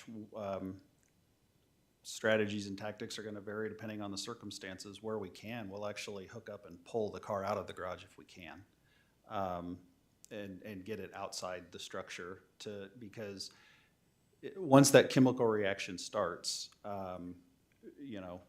the copious amounts of water aren't really going to control it. It's going to continue to burn until it runs out of its fuel from that chemical reaction. So are the current requirements sufficient? I don't know that we've seen an EV fire yet that's done significantly more damage to a structure than we would have seen from an internal combustion engine, in which we see a fair amount of that, including garage fires. So far, I think the codes are probably keeping up, but as EVs get more popular, I suspect we'll see situations where there was more damage than we would have had with a similar fire from an internal combustion engine, and the structure wasn't capable of keeping it contained to the garage. And that may dictate code changes. Frankly, a lot of what's in the code today is written because of incidents that are occurring over time. And so I will be surprised if we don't see more. We're also looking at, the battery technology is constantly being looked at. Are there ways to make it safer? So I think a multi-pronged approach from an industry perspective seems to be coming at the problem, and hopefully they figure it out sooner than later. But yeah, a lot of the changes in the fire code, a lot of the significant changes have to do with clarifying and expanding safety requirements specifically for lithium-ion batteries, particularly in commercial structures. Some of the requirements involve things, it's not even just EVs, it's things like scooters. So personal mobility devices that are powered by lithium-ion batteries. And so you see things like in downtown Denver, the Lime scooters or those types of things.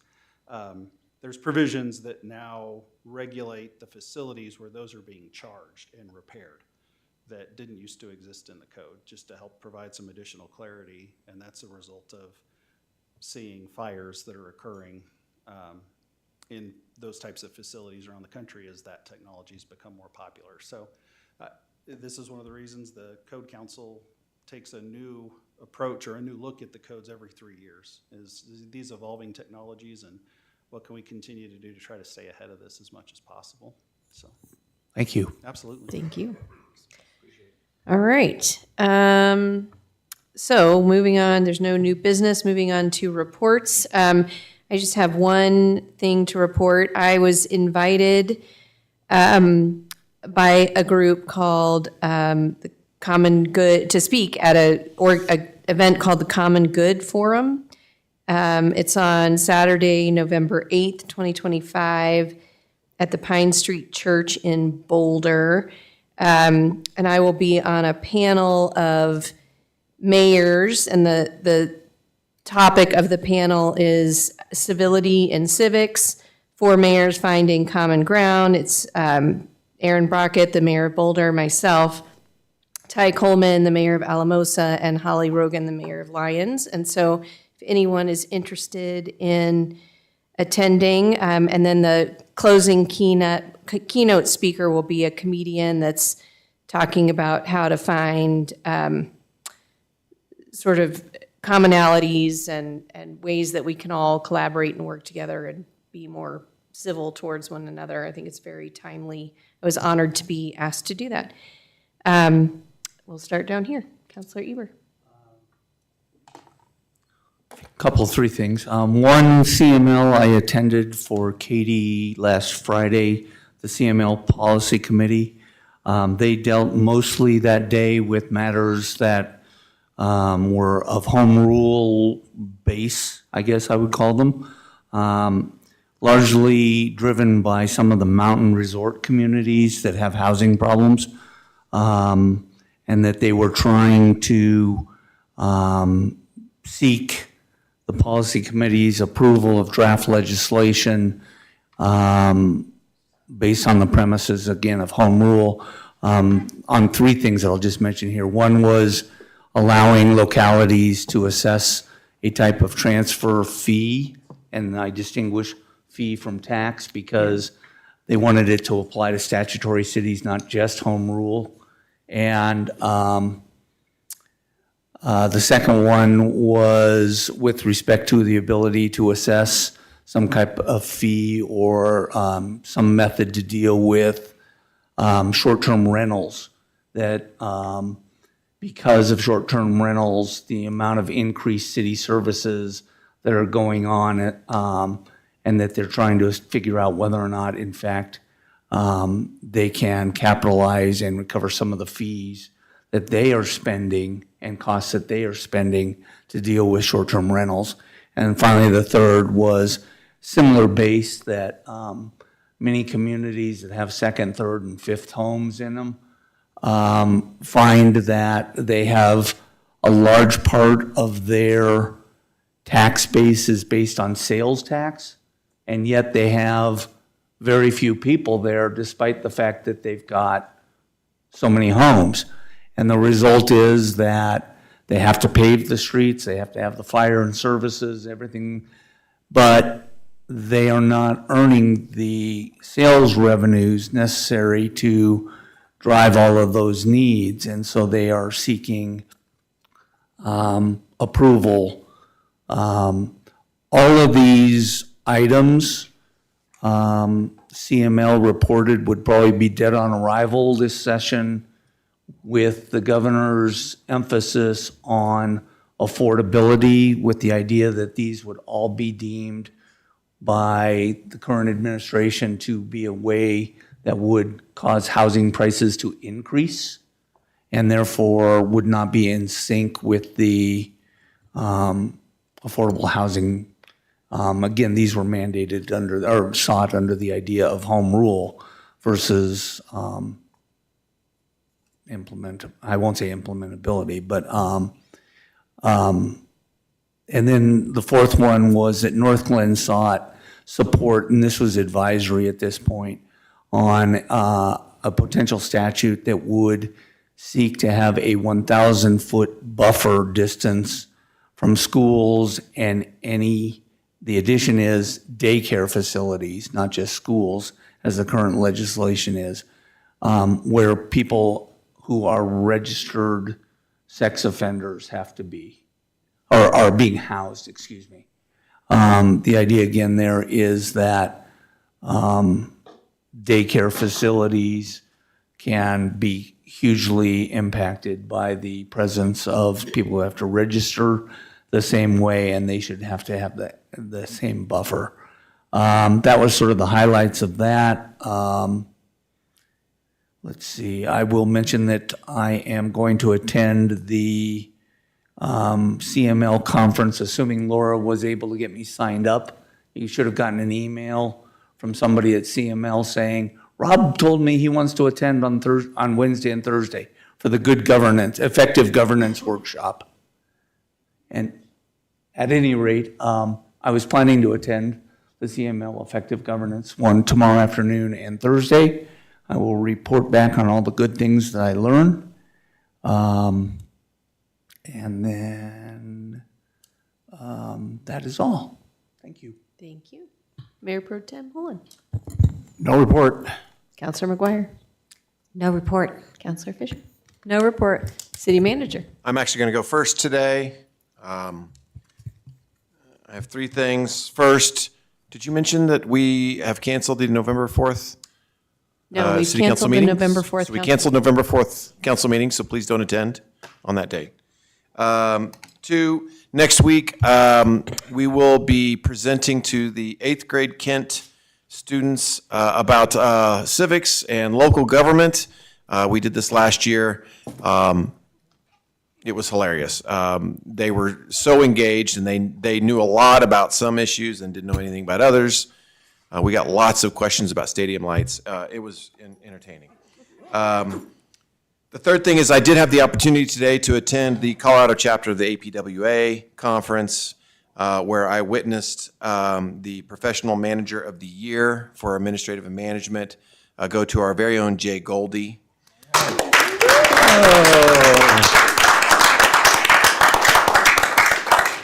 I think it, for our community, it might be listening, I think it reflects well on our staff, the level of professionalism that we're able to provide to our community. But I also think it reflects well on Jay Goldie. This is really about him and his reputation.